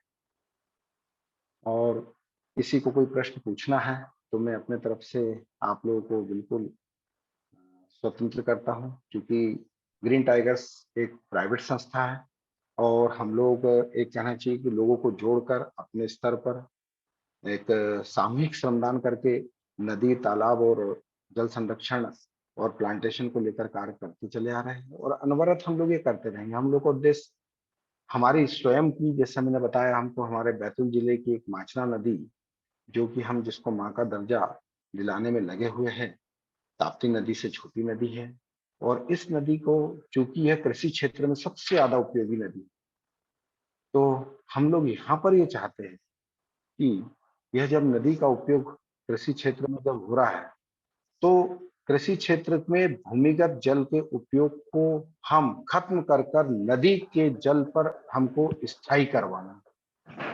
जब जब नदी का जल पर हम कृषि को उपयोग करने के लिए प्रेरित होंगे, उसके लिए आगे बढ़ेंगे, तो हमारी नदी बसते चली जाएगी। और चूंकि माँ ताप्ती का अगर पौराणिक सभी को बताने की आवश्यकता नहीं होना चाहिए, तो भी मैं बताना चाहूंगा कि सूर्यपुत्री माँ ताप्ती हमारी आस्था का केंद्र है, हमारी माँ है। इसमें अस्थियां तक गल जाती है। उसका रीजन यही है कि यहाँ पर जब कहा जाता है कि गंगा नदी में नहाया जाता है, स्नान किया जाता है, तो पाप धुल जाते हैं। माँ नर्मदे में जाया जाता है तो पाप धुल जाते हैं। लेकिन हम माँ तापी एक ऐसी नदी है कि जिसका स्मरण करने से ही सारे पाप धुल जाते हैं। तो हम इस नदी को लेकर, यदि आपके इस महाराष्ट्र के क्षेत्र में 51-50 हजार किलोमीटर वर्ग मीटर का जो क्षेत्र आप लोगों का बेसिन का क्षेत्र है, अगर इस बेसिन के क्षेत्र में यदि हम इस बैतूल जिले से निकलने वाली नदी को स्वच्छ, सुंदर, निर्मल यदि आपकी ओर हम भेजेंगे, तो स्वाभाविक सी बात है कि आप महाराष्ट्र और गुजरात के कार्यकर्ता इस माँ ताप्ती को स्वच्छ पाकर उसको अपने उपयोग में लेकर आने वाले हमारे जीवन को और आने वाले कृषि क्षेत्र को, उसमें पड़ने वाले आजू बाजू के एरिया को आप धन्य कर पाएंगे। तो आप सभी लोगों से मैं यह प्रेरणा लेते हुए इस मंच से इस माँ ताप्ती को लेकर आपसे निवेदन करना चाहूंगा कि इन नदियों को बचाने को लेकर हमें एक साथ हर एक क्षेत्र में आगे आना होगा। पौधारोपण सबसे ज्यादा जरूरी है। नदी के मुहानों को बचाने को लेकर नदी पर छोटे छोटे स्टॉप डैम गाँव में बनाना जरूरी है, जिससे उस गांव में अंतिम समय का पानी जो मई जून जुलाई का जो मई जून तक का जो पानी होता है, वो पानी भी वहां पर ठहरता रहे। जो कोई जरूरी नहीं है कि ये इंसानों के काम की चीज है। आज पशु पक्षी, वनस्पति, वन, पहाड़ी क्षेत्र सारा का सारा नदी पर निर्भर है। उनकी आवश्यकताओं की पूर्ति कौन करेगा?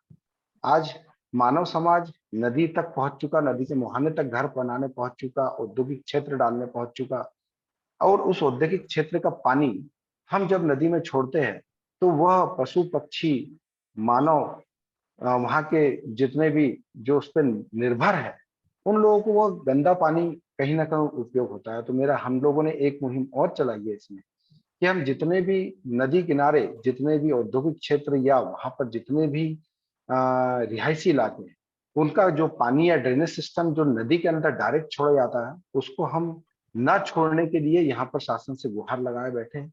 हम लोगों ने उसको संरक्षण को लेकर, उसके सीमांकन को लेकर, नदी को लेकर हम लोगों के द्वारा यहाँ पर कार्य किए जा रहे हैं। और उस नदी के किनारे पर जहां पर भी औद्योगिक क्षेत्र का पानी छोड़ा जाता है, उसमें सबसे पहले उसको सोकपिट या बड़े बड़े ड्रेनेज सिस्टम बनाकर उस नदी को पहले उसमें उतारा जाए, और उतारने के बाद में वहां का रिसा हुआ पानी अगर नदी में जाता है तो नदी का जल स्वच्छ होगा, जो कि हमारे उस पशु पक्षी वनस्पति जो कि बेजुबान, जो हमें ऑक्सीजन देते हैं।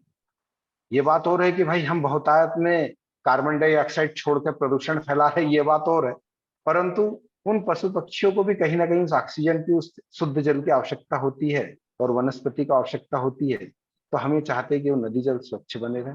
तो जल संरक्षण और संवर्धन को लेकर हम लोगों के यह कार्य है जो ग्रीन टाइगर संस्था के माध्यम से हम लोग किए जा रहे हैं, और अनवरत यह चलते रहेंगे। और हमारे इस माँ ताप्ती में, इस अभियान में जब भी इस संस्था को या आप लोगों को जब भी हमारे सहयोग की आवश्यकता होगी, हम लोग आपके साथ में तत्पर है, खड़े हैं, और एक कदम आगे बढ़कर आप लोगों के साथ में माँ नदी की इस मुहिम में, माँ ताप्ती नदी की इस मुहिम में हम लोग आपके साथ में खड़े हैं। धन्यवाद भाई साहब। धन्यवाद वैद्य सर। मैं मंच खुला करने से पहले आपका एक जो वीडियो है वो सबसे शेयर करना चाहता हूँ, बाद में हम सबके लिए मंच खुला कर देते हैं। जी जी।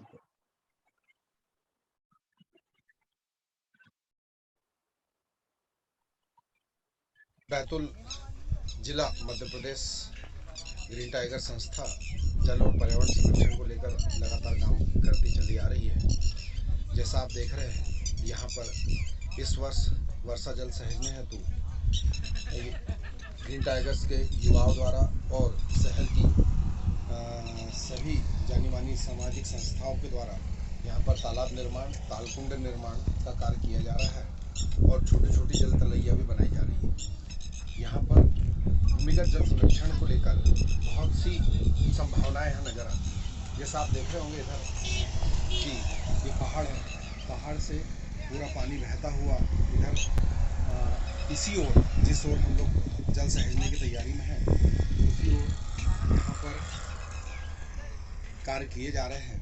और जस्ट अपोजिट शहर यहाँ से 500 मीटर की दूरी पर है, जो कि रिहायशी इलाका है और जल स्रोत का वाटर लेवल बढ़ाने के लिए भी ये संरचनाएं सहायक होगी। आप सभी को यह बताते हुए हर्ष होता है कि इस वर्षा ऋतु के पूर्व ही यहाँ पर 10,000 square cubic feet 10,000 cubic foot का यहाँ पर एक बड़ा तालाब और 2 से 3 छोटी छोटी जल संरचनाएं यहाँ पर तैयार होगी, जिसमें 5 लाख लीटर जल हम सहेजने की तैयारी यहाँ पर कर रहे हैं। और ये हमारे पूरे बैतूल जिले के लिए और पूरे शहरी क्षेत्र के लिए एक बहुत ही लाभ का विषय होगा।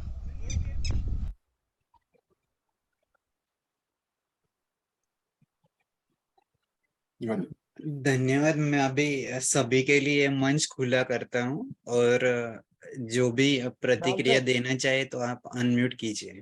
विशाल सर, निवेदन था कि आदरणीय वैद्य साहब के द्वारा जो फोटोग्राफ्स भिजवाए गए थे, एक बार शायद स्क्रीन शेयर करते तो अच्छा ठीक है, वो भी मैं दिखाता हूँ, एक ही मिनट है।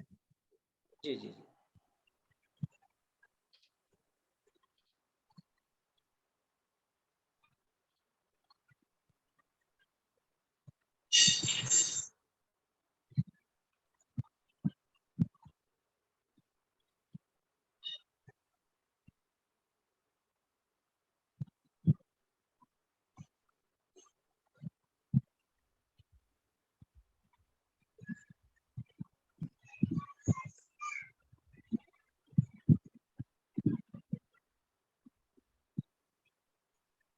वैद्य सर, अगर आप इसके बारे में बोलना चाहोगे तो मुझे बोलना, मैं तब स्टॉप कर दूंगा। मैं नेक्स्ट करता हूँ। जी, ये हमारे बैतूल जिले की जलदायिनी जीवनदायिनी मां माचना नदी के संरक्षण को कार्य के चित्र है। ये बढ़ा सकते हैं आप, ये सब उसी संबंधित है। ये पिछले 1 साल के कार्य हैं हम लोगों के।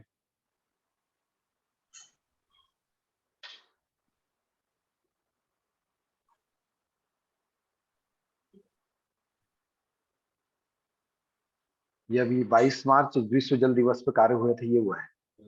ये हम लोगों के द्वारा शासन को चेताया गया है माचना नदी को लेकर यहाँ पे जो संरक्षण करना है। मतलब माचना नदी का सीमांकन चाहते थे हम कि भाई वो नदी पूरी अपने प्रभाव में बहती रहे।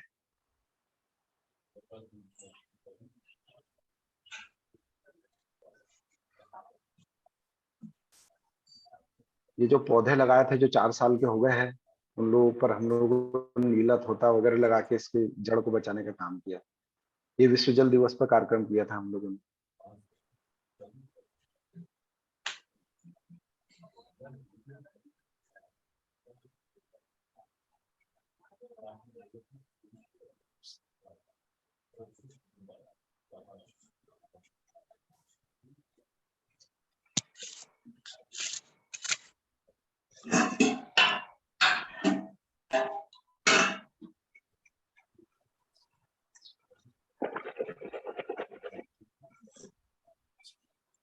अपना बिजली का सामान जिसमें वो कोई मालूम है तेरे को कहाँ में है, कहाँ पर?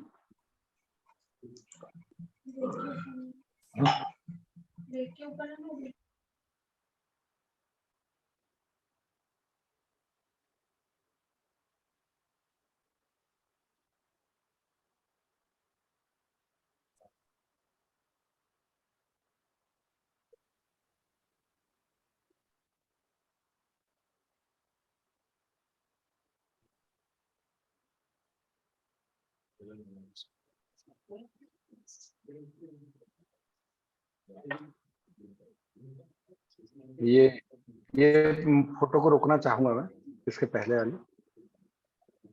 ये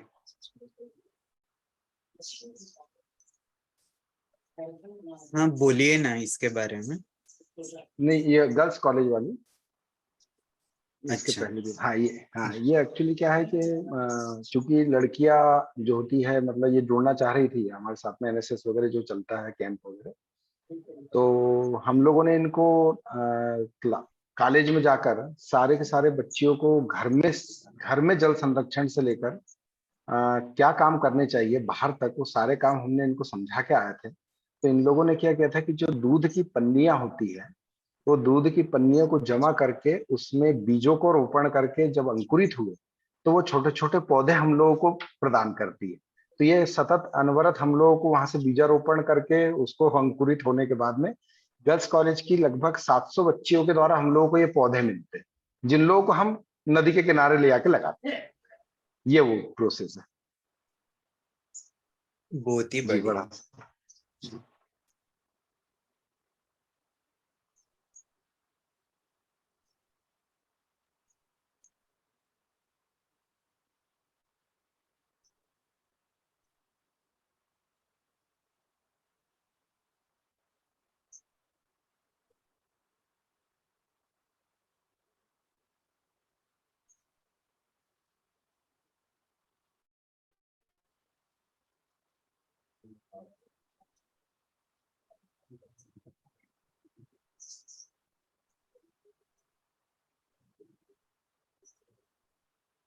ये क्या है, पालो इनामी योजना? जी। ये हम लोगों के द्वारा बच्चों को जो पौधा लगाने के बाद में हम लोगों ने एक लिंक शेयर करी थी हमारे ग्रुप की। अगर ये जो पौधा बच्चे लोग लगाते हैं और लगाने के बाद में अगर इस पौधे को पालते हैं और पालने के बाद में कंटिन्यू हमको उससे लगातार 1 साल तक हमारे को बच्चे की फोटोग्राफ्स हमारी लिंक पर आती जाती है हमारी वेबसाइट पर। तो हम लोग 1 साल बाद उस बच्चे को हर स्टेप टू स्टेप उसकी क्लास कैटेगरी के हिसाब से इनाम बांटते हैं। जैसे कि भाई अगर तीसरी पांचवी में है तो भाई उसको कॉपी का सेट या पेन पेंसिल रबर, छोटा बच्चा है तो, और बड़ा है तो भाई उसको कोचिंग के इनाम के लिए राशि, जैसे भाई जो भी एक मिनिमम राशि हो सकती है, ये हम लोग की संस्था के द्वारा खुद ही प्रदान की जाती है। ये पूरे जिले में मुहिम चलाई थी हमने छोटे बच्चों को जोड़ने की, मतलब युवा साथी और किशोर साथियों को जोड़ना था हमको इसमें।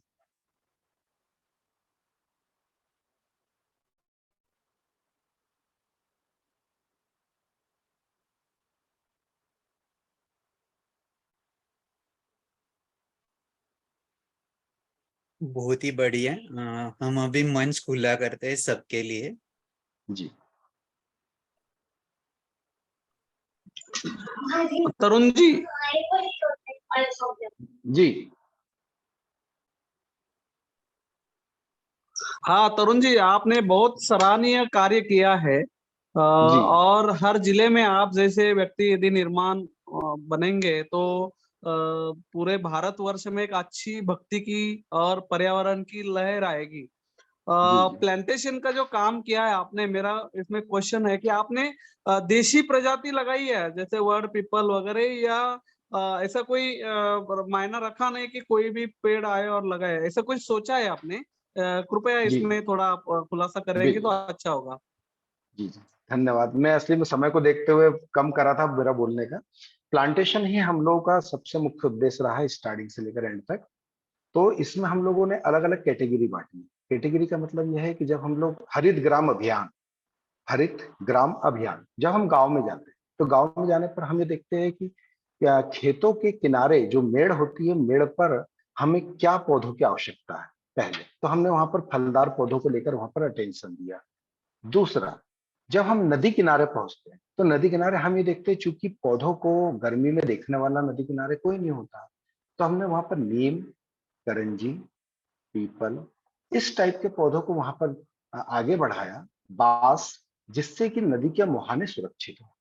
तीसरा, जब हम कोई कवर्ड कैंपस में जाते हैं, जैसे हॉस्पिटल कैंपस, या कहना चाहिए कि कोई गार्डन या कहीं पे जाते हैं, तो वहां पर हम जाकर मोलसरी, सप्तपर्णी, देसी आम, विदेशी आम, इस टाइप के पौधों को हम अटेंशन देते हैं। जब हम रोड किनारे चलते हैं, तो रोड किनारे चलते हैं जब हम, तो वहां पे केसिया सामिया, उसके बाद में और जो दूसरे पौधे होते हैं जिनको जानवर कम नुकसान करता है या नहीं करता है, और जो आसानी से बहुत जल्दी फास्ट ग्रोथ में होते हैं, इस प्रकार के पौधों को हम वहां पर लेके चलते हैं। तो ऐसा करके हम लोग को पौधों की कैटेगरी है।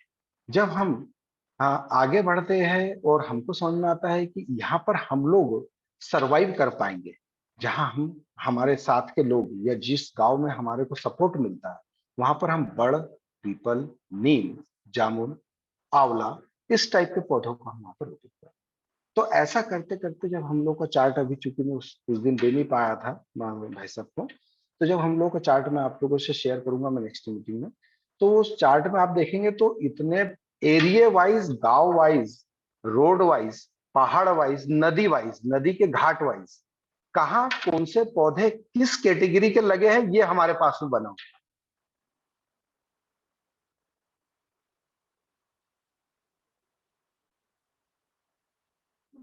जी भाई साहब। सागर जी। हाँ, बहुत अच्छा, धन्यवाद। यही मैं जानना चाह रहा था कि जी आपने जी उसका नियोजन कैसा किया, क्योंकि अभी हम लोग भी एक अभियान चला रहे हैं, एक पेड़ जी देश जी के नाम। तो हम लोग ये सोच रहे कि बीज बीज जो है ना, जी 20 जी। और सीड बॉल से ही थोड़ा प्लांटेशन करेंगे। बाद हाँ में हाँ, आपसे थोड़ा सलाह लेंगे और बिल्कुल बिल्कुल कुछ आपकी मदद भी लेंगे। हाँ, धन्यवाद। बिल्कुल। जी और किसी को बात रखनी है तो अनम्यूट कीजिए। भीला पाटिल सर, ईश्वर हाँ पाटिल नहीं, सर। Yes yes. नमस्ते तरुण जी। नमस्कार, प्रणाम। नाम जय तरुण, माता दी। जय माता दी। नाम तरुण है और टाइगर्स है, ग्रीन जी टाइगर्स। जी जी। टाइगर कभी बूढ़े नहीं होते और अब तरुण ही रहेंगे चिरकाल तक। और ऐसा धरती माँ धरती माँ आपको बिल्कुल पूरा बिल्कुल। आशीर्वाद धरती माँ का, आप इतना बढ़िया काम करे। हम तो आपका सुन सुन गदगदा हो गए, क्योंकि जो आप और संजू जी आते, संजू जी का बहुत बार मैं सुन चुका है, जी इतना हाँ। शुद्ध हिंदी रहते ना, हमें सुनते रहे, क्योंकि हमारा हिंदी इतना पावरफुल नहीं जी है, जी। हम बोल सकते, लेकिन अपना जो हमारा टोन है वो इतना मिक्स टोन आता है, हाँ इसलिए हाँ। आप इतना जी। सुंदर हिंदी में अब जो प्रबोधन कर रहे थे, और जो प्रबोधन था वो तो हमारा लाइफ लाइफ से जुड़ा हुआ है पूरा। और क्या आपने बात। बताया 2,199,00,000 पेड़, और आपने अभी जो बताया कि जाति जो टोटल आपने देखकर आपका टोटल प्रेजेंटेशन है, आप जो बोल रहे थे वो जी बहुत जी ही सराहना है, उसमें कोई कोई दावत नहीं। और दूसरी बात की, आप जो मुल्तई या तापी माँ की जो बात करते ना, तापी माँ हमारे लिए तो देखो आदि गंगा है तापी माँ, उसका भी बिल्कुल। सवाल है। तापी का जो महत्व हमारे लाइफ में है, हाँ हमारा जो गांव है, हम जो हमारा मतलब महाराष्ट्र रीजन, जो तापी से हमारा गांव 15-20 किलोमीटर पे आता है। बिल्कुल। तो हम तापी से बचपन से जुड़े हुए हैं। लेकिन आज जो देखते हैं हम, पहले भी जो श्री सर ने जो बताया, उन लोगों भी तापी रिवर से उनका भी पूरा पूरा काम जुड़ा हुआ है। प्रोजेक्ट, हाँ अब जी हाँ। महाराष्ट्र के लिए तापी देखो, वरदान है। बचपन, यस यस, जी बचपना जी। तो मुल्ताई में तापी का, प्रौढ़ावस्था हमारा महाराष्ट्र में। बिल्कुल और बिल्कुल जब उसके तापी में जैसे पानी लास्ट में जो उकाई धरण में चला जाता है, वहां से समुद्र में चला जाता है। बिल्कुल हमारे बिल्कुल। अपने बहुत सारे बीच में बताया कि इसका हमें सिंचन के लिए काम होना मांगता है, वो जी हो जी। नहीं रहा है। क्योंकि क्या होता है, जब महाराष्ट्र मध्य प्रदेश में थोड़ा डिस्टेंस में है, उससे ज्यादा हमें 60-70%, हम 60-79% महाराष्ट्र में उसका लेंथ है तापी जी, तापी माँ हाँ का। और बहती बिल्कुल। तापी, हमने पूरा पानी तापी माँ का चला जाता है समुद्र तक। हमारे इधर सिंचन जो पानी हम उठा नहीं पाते, इवन इतना टेक्नोलॉजी आ गया है अभी हमारे सामने पानी जा रहा है, लेकिन हमारा जो बाकी फार्मर्स के पास में, हम बेचारे रो रहे हैं।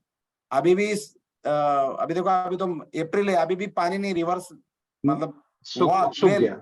सूख गया। वेल हमने पानी टेक्नोलॉजी के साथ में, हमने टेक्नोलॉजी का उपयोग करके पानी हमने नीचे से ऊपर लेके आए हम लोग, और उसको मतलब हमारा जो डिपॉजिट था एफडी, हमारे लाखों साल से जमीन के अंदर हमारा एफडी था, पैसा था, ये बोले पानी बोले तो पैसा ही, बाहर हमने आने लग मतलब गए। हाँ खर्चा कर दिया है।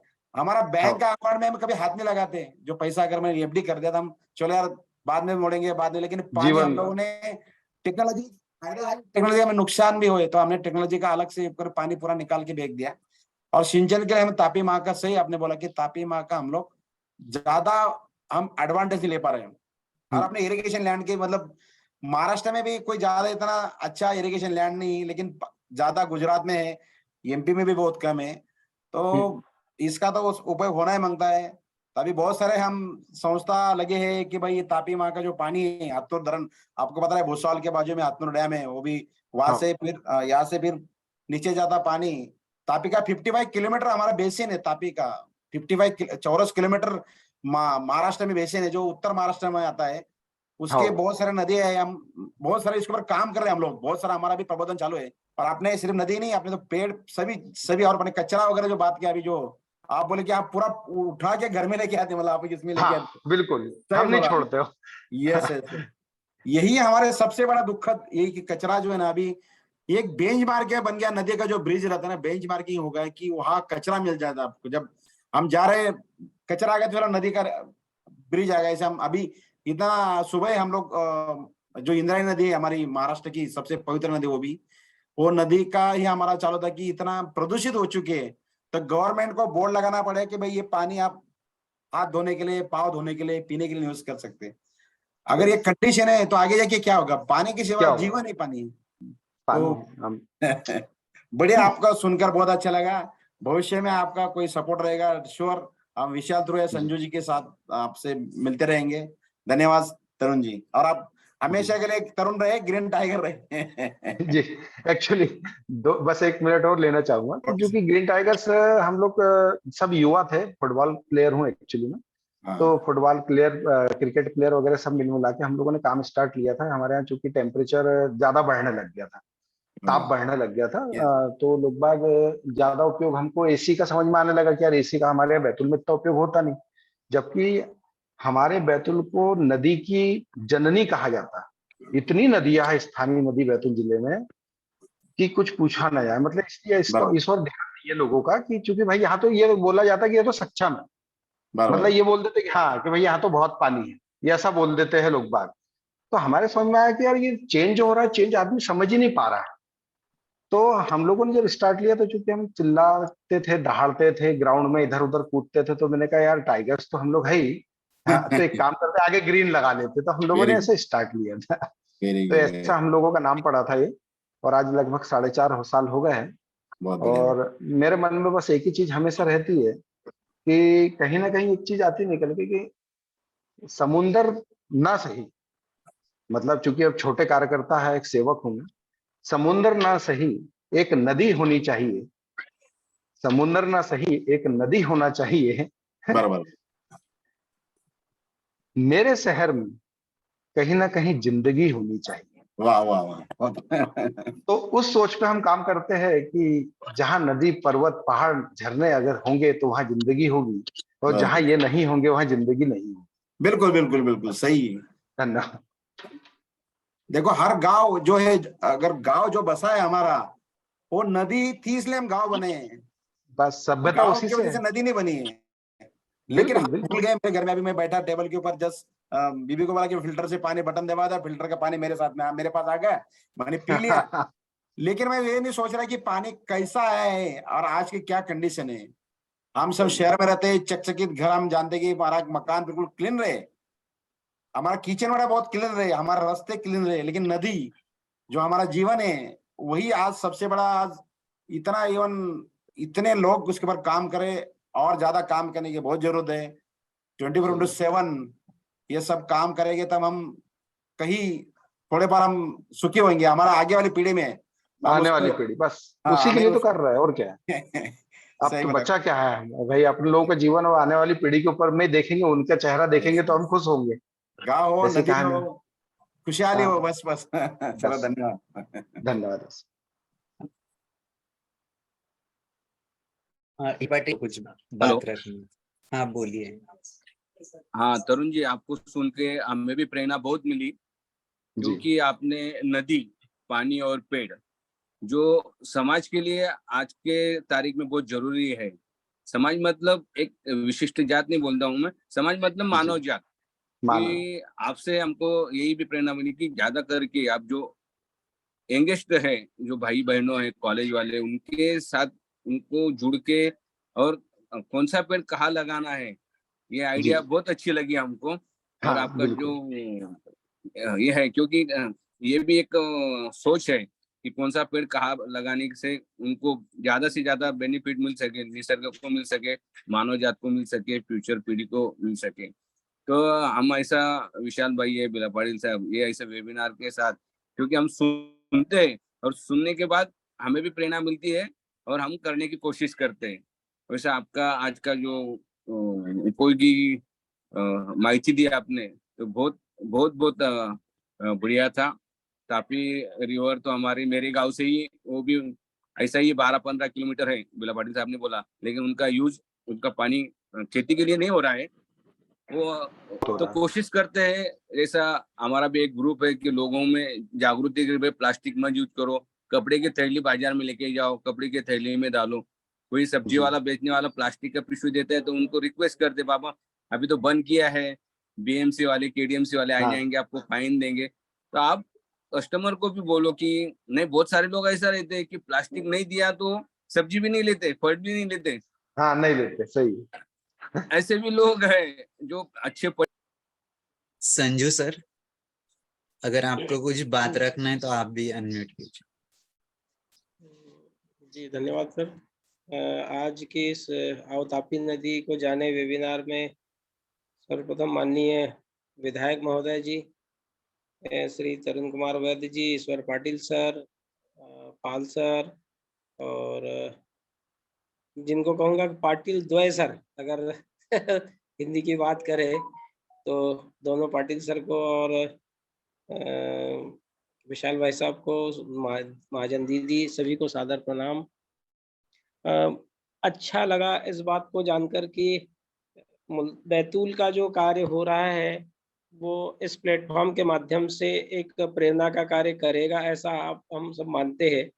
लेकिन एक बड़ी सच्चाई ये है कि आपको ऐसा लगता है कि बैतूल से प्रेरणा आपको प्राप्त हो रही है, और हम भी इस बात से गौरवान्वित है कि आप लोगों से मिलकर हमें बहुत सारी प्रेरणाएं प्राप्त होती है, और हम छोटा-छोटा कार्य निरंतर रूप से करते चले जा रहे हैं। जैसा कि प्रयास किया जा रहा है, हम लोग माँ ताप्ती के उद्गम स्थल पर स्थित है, तो हमारा ज़्यादा कर्तव्य बनता है, ऐसा हम लोग मानते हैं कि जैसा वैद्य जी ने बताया कि बैतूल जिले को नदियों की माँ या जन्मस्थली कहा जाता है यहाँ पर।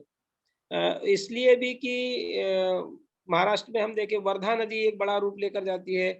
वर्धा नदी का उद्गम स्थल बैतूल जिला है, माँ ताप्ती जी का उद्गम स्थल बैतूल जिला है, माँ माचना नदी का उद्गम स्थल बैतूल जिला है। मतलब, और इनके पूर्णा। छोटे से स्वरूप से ये बहुत विशाल रूप में बहती है, और निश्चित रूप से भारतवर्ष के कई राज्यों और कई क्षेत्रों का पोषण करती है ये नदी माताएं हमारे पास से। तो हम लोगों का प्रयास है कि जो इनका उद्गम स्थल है, तो हम ये मानते हैं कि हम लोग मैके वाले हैं, तो हमारी अधिक जिम्मेदारी बनती है कि यहाँ से किसी भी प्रकार का कूड़ा, कचरा या किसी भी प्रकार की गंदगी नदी माता में प्रवाहित नहीं हो।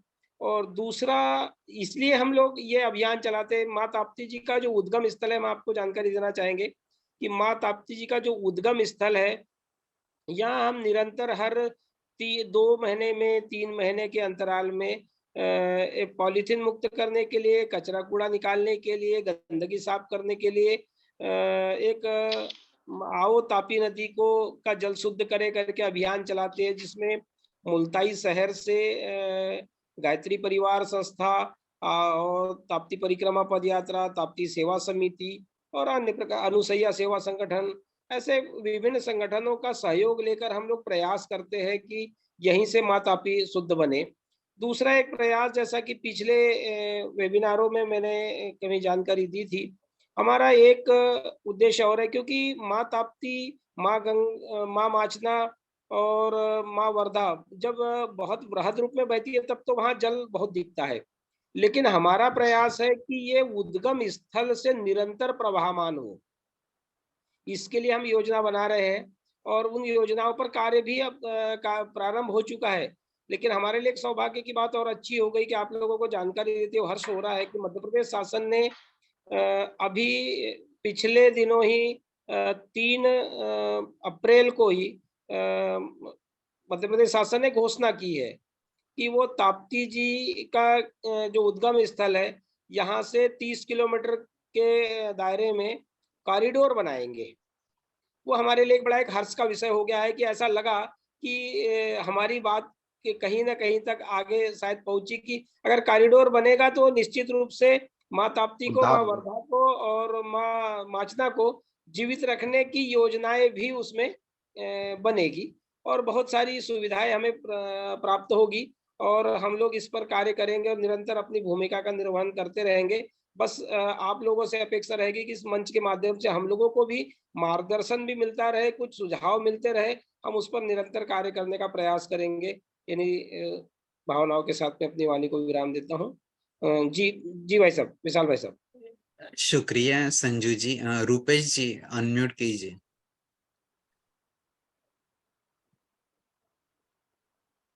नमस्कार सभी आदरणीय सदस्यों को।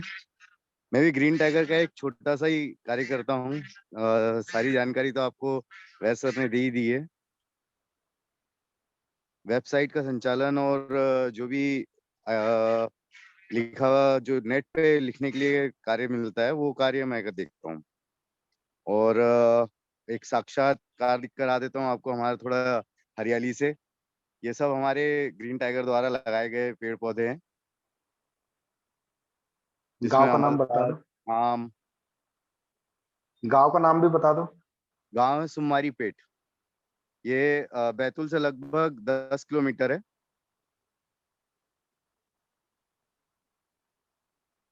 बहुत ही बढ़िया है जी।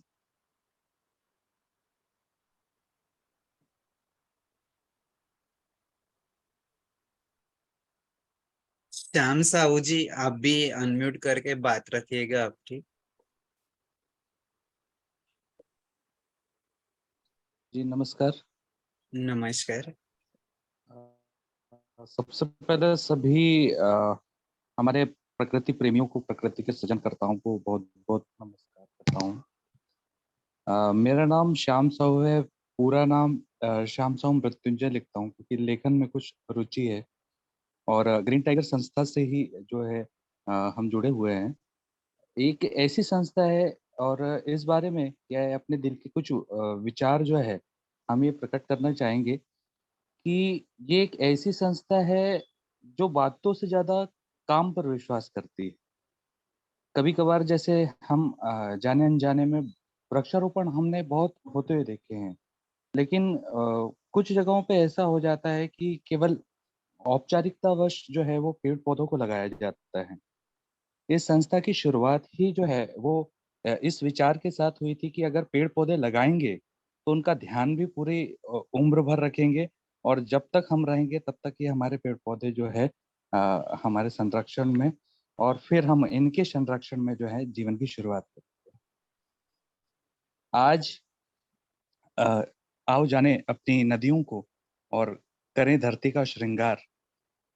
तो इस सार्थक चर्चा में बहुत सारे अ, विचार जो है वो हमारे प्रेरणा स्रोत तरुण जी ने हमारे साथ साक्षात्कार किए हैं और निश्चित तौर पे आप लोगों से भी बहुत प्रेरणा जो है हमें मिलती है। इस पावन अवसर पर मुझे अपनी लिखी कुछ पंक्तियाँ याद आ रही है, अगर आप अनुमति प्रदान करें तो मैं कहना चाहूँगा।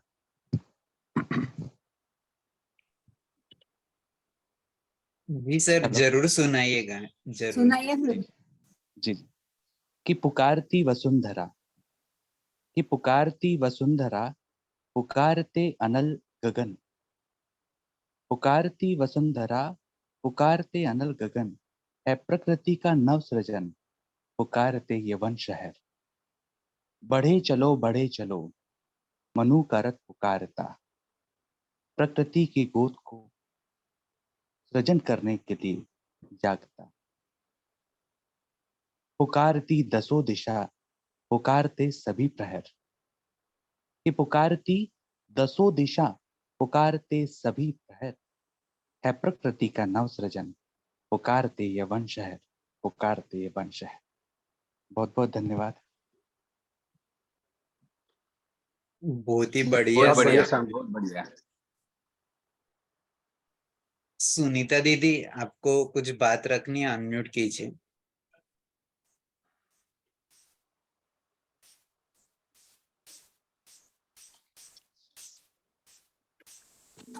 आज के वेबिनार में और एक महानुभाव से मुलाकात हुई और उनके कार्य के बारे में जाना। बहुत ही अच्छा लगा।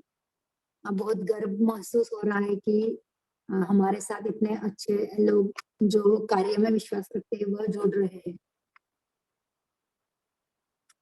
और जो बाकी कार्यकर्ता है उनसे भी मिले और उन्होंने उनका जो गांव है वह दिखाया। तो वह देखने के बाद उनके कार्य की प्रचिति जो है, अनुभव जो है वो हमें आ रहा है कि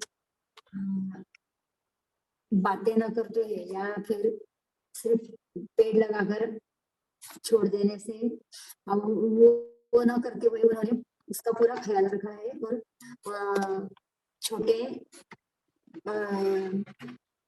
यानी जो लगाए हुए पौधा, छोटे पौधे का रूपांतर बड़े पेड़ में होते हुए देख रहे हैं। धन्यवाद।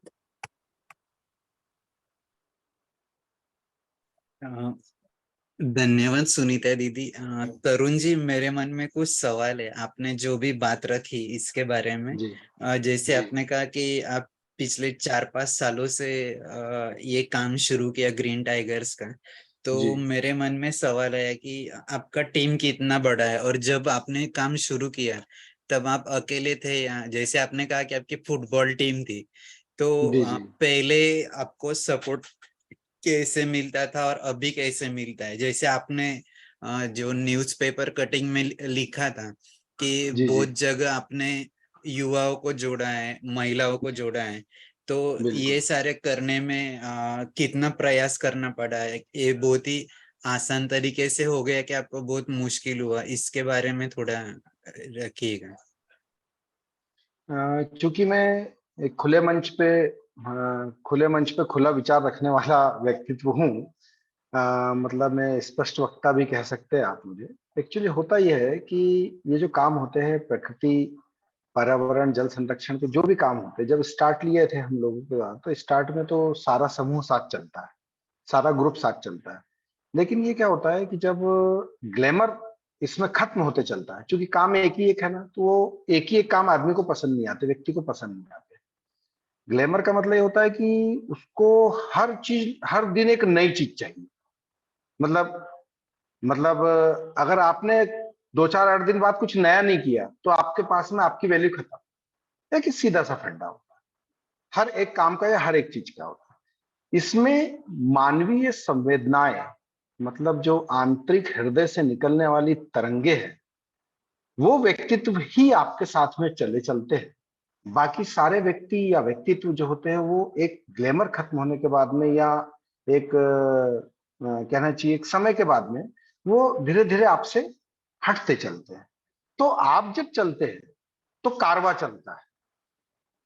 हमेशा इस सोच को याद रखो, इस विचार को याद रखो कि आप जब जब चलते हैं तब तब कारवां चलता है। तो आपको कभी भी अकेलापन महसूस नहीं होगा, कभी भी तकलीफ नहीं होगी और कभी भी आप किसी पे डिपेंडेंट नहीं होंगे।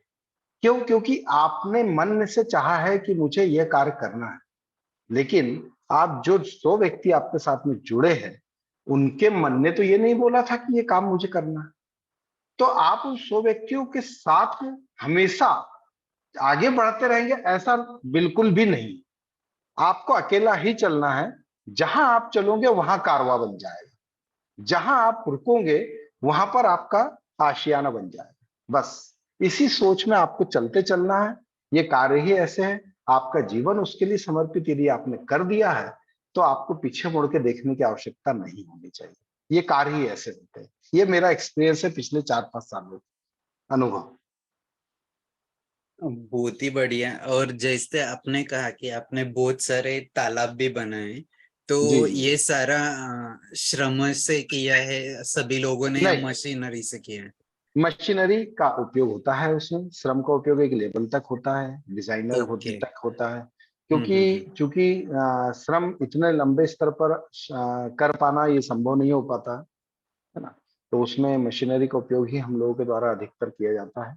पेड़ पौधे पालने में गाड़ियों का उपयोग किया जाता है। हमारे पास में छोटे छोटे टैंकर है, रिक्शे हैं पानी के, तो हम लोग पौधों को पानी डालने के लिए रिक्शों का उपयोग करते हैं, टैंकर का उपयोग करते हैं।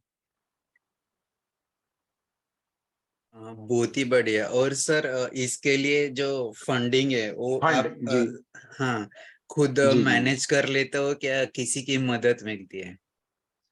ये चूंकि मैं आपको बताना चाहूंगा बैतूल शहर में चूंकि यह काम स्टार्ट हुआ है और बैतूल शहर के लगभग सभी एक छोटे से लेकर बड़े से बड़े व्यक्तित्व तक सारे व्यक्तियों का हम लोगों को भरपूर सपोर्ट मिलता है। और जहां ग्रीन टाइगर्स का विश्वास, कार्यों का विश्वास, जैसा कि अभी हमारे श्याम जी ने बोला, हमारे एडिटर वो है, डायरेक्टर वो है, सब कुछ मतलब ड्राफ्टिंग करने वाले, सब कुछ काम करने वाले श्याम साहू जी मृत्युंजय है, जो भी लिखा पढ़ी का काम है, जो भी चीज रखना है वो करते हैं। तो जैसे उन्होंने बोला कि हम बातों पे विश्वास नहीं, काम पे विश्वास रखते हैं। तो हम लोगों के जो काम पे विश्वास है वो सारे लोगों का विश्वास है।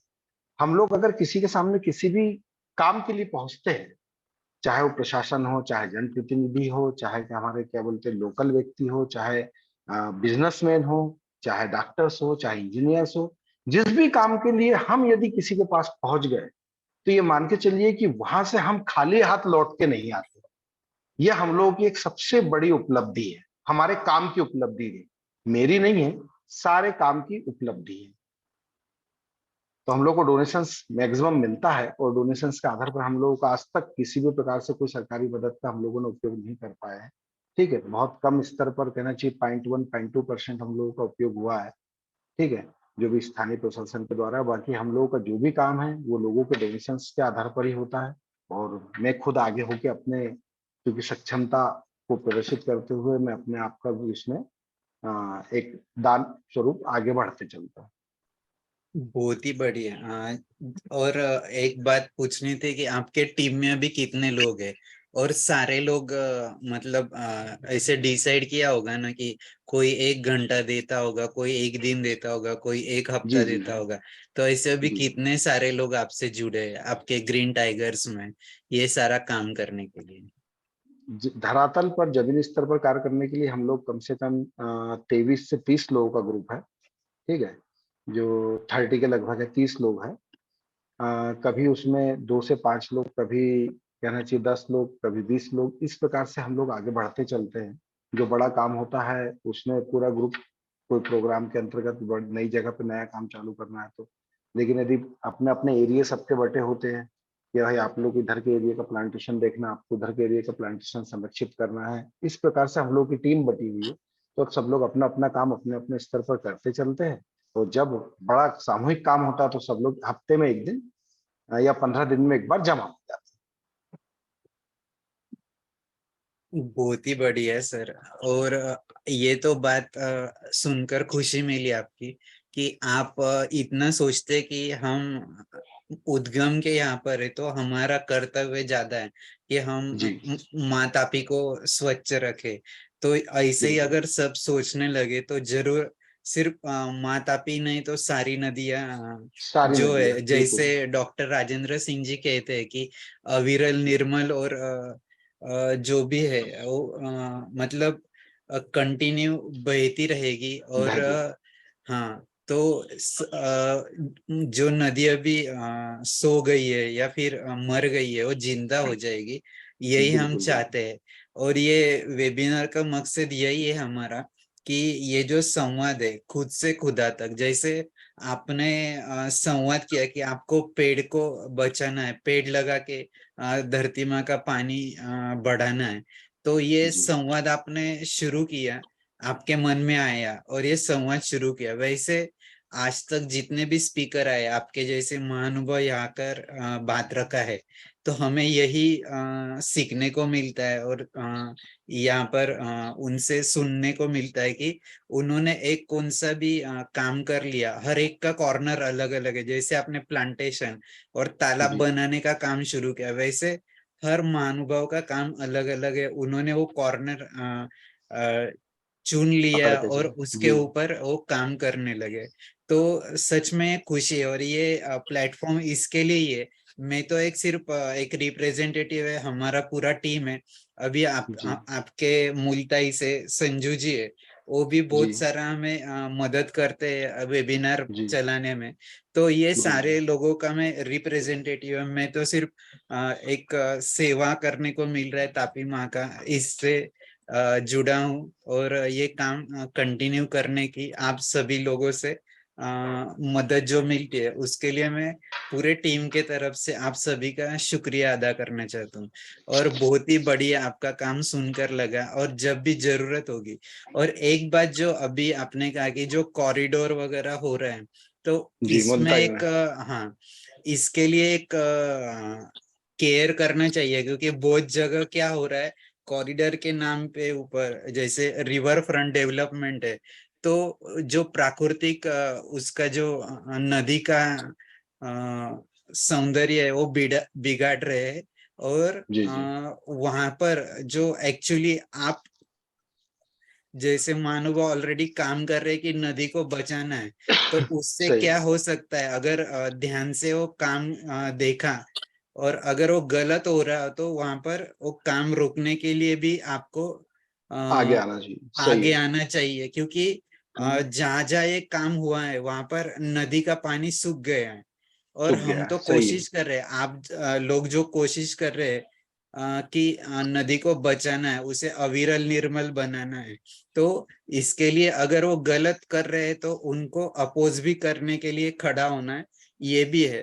क्योंकि जी सिर्फ सरकार काम कर रहा है ये नहीं होना चाहिए, लेकिन वो प्रकृति के लिए ठीक है क्या, हमारे माँ तापी के लिए ठीक है क्या, ये बात भी जरूरी है देखने बिल्कुल की। बिल्कुल बिल्कुल बिल्कुल। रिवर फ्रंट जो होता है, रिवर फ्रंट ये मान के चलिए कि एक लिमिटेड होना चाहिए, बहुत लंबा तो बिल्कुल भी नहीं होना चाहिए, नहीं तो वो नदी जो है वो एक नाले के रूप में हो जाएगी और हाँ हाँ। सिमट कर रह जाएगी। और जो उसको नदी का पानी जो सोखने वाले पेड़ पौधे जब वहां होंगे नहीं, वहां सीमेंटीकरण हो जाएगा, डामरीकरण हो जाएगा, तो फिर नदी का पानी जाएगा कहाँ? वो तो बह के सीधे समुद्र में मिलना है उसने तो। इसलिए बराबर है। रिवर फ्रंट का एक एरिया होता है। एरिया मतलब भाई कि मेरे को मेरे गांव का घाट सुंदर बनाना है, बस। Yes yes yes. मतलब बाकी पूरी नदी को भाई पेड़ पौधों से आप उसका श्रृंगार आओ करो, धरती का श्रृंगार ग्रीन टाइगर्स हम यही तो बोलते हैं कि धरती का यस सर श्रृंगार ही यस पेड़ सर। पौधे है। हम्म। धरती का श्रृंगार ही पेड़ पौधे हैं। अगर पेड़ पौधे जितने ज्यादा होंगे, वहां पे ट्रैक्टर ट्राली डंपर वो कुछ भी नहीं घुसेगा नदी के अंदर। अगर पेड़ पौधे वहां पे सघन और वन जंगल होगा, तो जब वो वहां घुसेगा ही नहीं, तो वहां से वो वहां का जो बालू है वो उठा के तो लाएगा नहीं कंधे पे, बराबर है सर। है ना? तो यस हमको यस। बालू को बचाना जो पानी पकड़ के रखता है हाँ हाँ।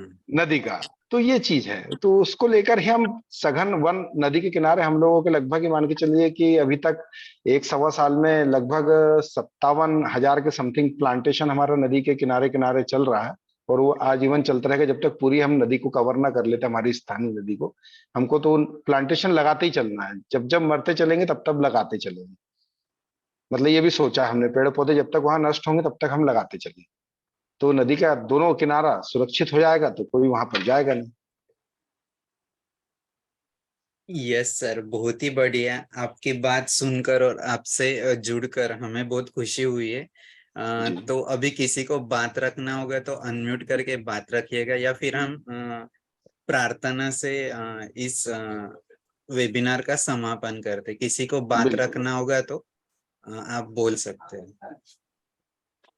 विशाल जी, तरुण जी ने आपने जो बोला ना, क्योंकि एक आदि जो काम है वो दिल से जो करता है वो ही आखिरी तक जुड़ के रहता है। सचमुच वही बात है कि आपके जो 30 मेंबर है वो दिल से जुड़े हुए हैं। ये बात बहुत सच लगी, क्योंकि जी अपने साथ जो काम करने के लिए जुड़ते हैं, लेकिन उसको दिल से नहीं करना है तो बीच में ही वो छूट जाता है। आपने जो बताया कि उनकी तरफ आप मत देखो, अपना जो ये टारगेट रखा है उसकी तरफ बढ़ते जाओ। बहुत बढ़िया बात बताई आपने। सचमुच वही है जो दिल से काम करना चाहता है वो कभी बीच में छोड़ता नहीं, वो भले अकेला हो या टीम हो। वैसे आपकी 30 लोगों की टीम जो जुड़ी हुई है वो एक दिल से जुड़ी हुई है, और उनसे जी जी हम भी प्रेरणा लेंगे। और आपके पूरे टीम को बहुत बहुत बधाई, क्योंकि इतना अच्छा काम कर रहे हैं आप। कि आपको सब टीम को सुन के बहुत अच्छा लगा। और ऐसे कामों की जैसा जगह जगह पे ऐड जैसी होती है, वैसा जगह जगह पे काम का डिस्कस होना चाहिए। बहुत जगह हाँ पे सेमिनार होते हैं, तो ऐसा सेमिनार जैसा एग्रो टूरिज्म रहता है, कि जहाँ जहाँ भी सोशल या नैसर्गिक स्पॉट हो, वहाँ पे ऐसा स्क्रीन लगा के ऐसी अगर बातें रखी गई तो जरूर कुछ ना कुछ इन नया जनरेशन में कुछ न कुछ बदलाव आएगा, ऐसा मुझे लगता है। क्योंकि ये सब एड और मार्केटिंग का जमाना है। जैसा एड देखने के बाद लोग चीज खरीदी करते, ऐसा अच्छा काम देखने के बाद लोग काम करने लग जाएंगे, ऐसा मुझे सही है। लगता है। बिल्कुल बिल्कुल। हमारे यहाँ एक बहुत अच्छी चीज हुई है ना भाई साहब, इसका भी एग्जाम्पल बताते हैं। जब से हम लोगों ने प्लांटेशन चालू किया, लोगों ने फोटो सेशन बंद कर दिए। अच्छा अच्छा। या ह्यूज फोटो सेशन जो हुआ करते थे, अब वो ह्यूज फोटो सेशन को बंद कर दिया गया। अच्छा अच्छा मतलब अच्छा यह है कि अगर भैया प्लांट लगाया तो पालना पड़ेगा, नहीं तो ग्रीन टाइगर वाले का तो ऐसे ही करते भैया, इसलिए अपन तो ऐसा कर रहे हैं, वो अपने को पालना अच्छा। पड़ेगा। तो एक बेनिफिट मिलता है, जागृति आती है, ऐसा नहीं कि नहीं आती। हाँ, जागृति होना जरूरी है। जी और जी जी जगह जी। जगह पे मेरा कहना वही है कि अच्छा दिखाओ तो अच्छा करेंगे लोग। हाँ बिल्कुल। आजकल ज्यादा बुरा दिखाता जाता है, टीवी बोलो या माउथ माउथ एड बोलो, अच्छी बात करते रहो। नहीं भाई, इन ग्रीन टाइगर लोगों ने ऐसा किया है, ग्रीन टाइगर लोगों ने ऐसा किया है, ग्रीन टाइगर तो 100 लोग में से एक लोग तो जरूर करता है। बस बस वही चीज तो चाहिए अपने को, और क्या है भाई। हम तो बोल रहे हैं ना कि हम जहाँ खड़े होंगे वहां से कार्बन आया चालू हो जाएगा। क्या है? अपने को ये सोच रखना है बस। बहुत बढ़िया, बहुत बढ़िया। Thank you. धन्यवाद। बहुत ही धन्यवाद। बढ़िया। भूपेंद्र मालवी जी, आप अभी ज्वाइन हुए, आपको कुछ बात रखनी है? भूपेंद्र जी, भूपेंद्र जी अगर अनम्यूट कर पाते हो तो आपकी बात रखिएगा। आप कहाँ से जुड़े हो?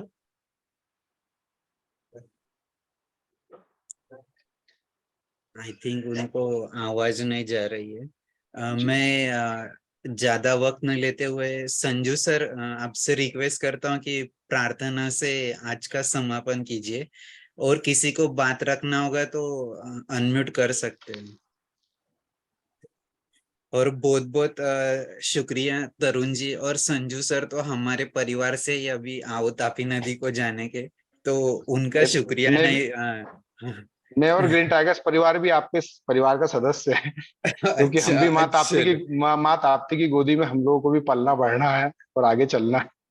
यस सर, जरूर। हम सब मिलके काम करना है, तापी माँ की सेवा करनी है।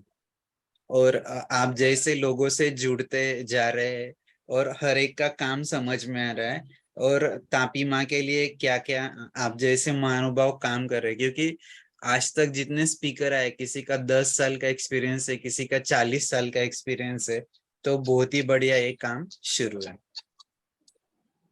संजू जी, आप प्रार्थना से स्टॉप समापन।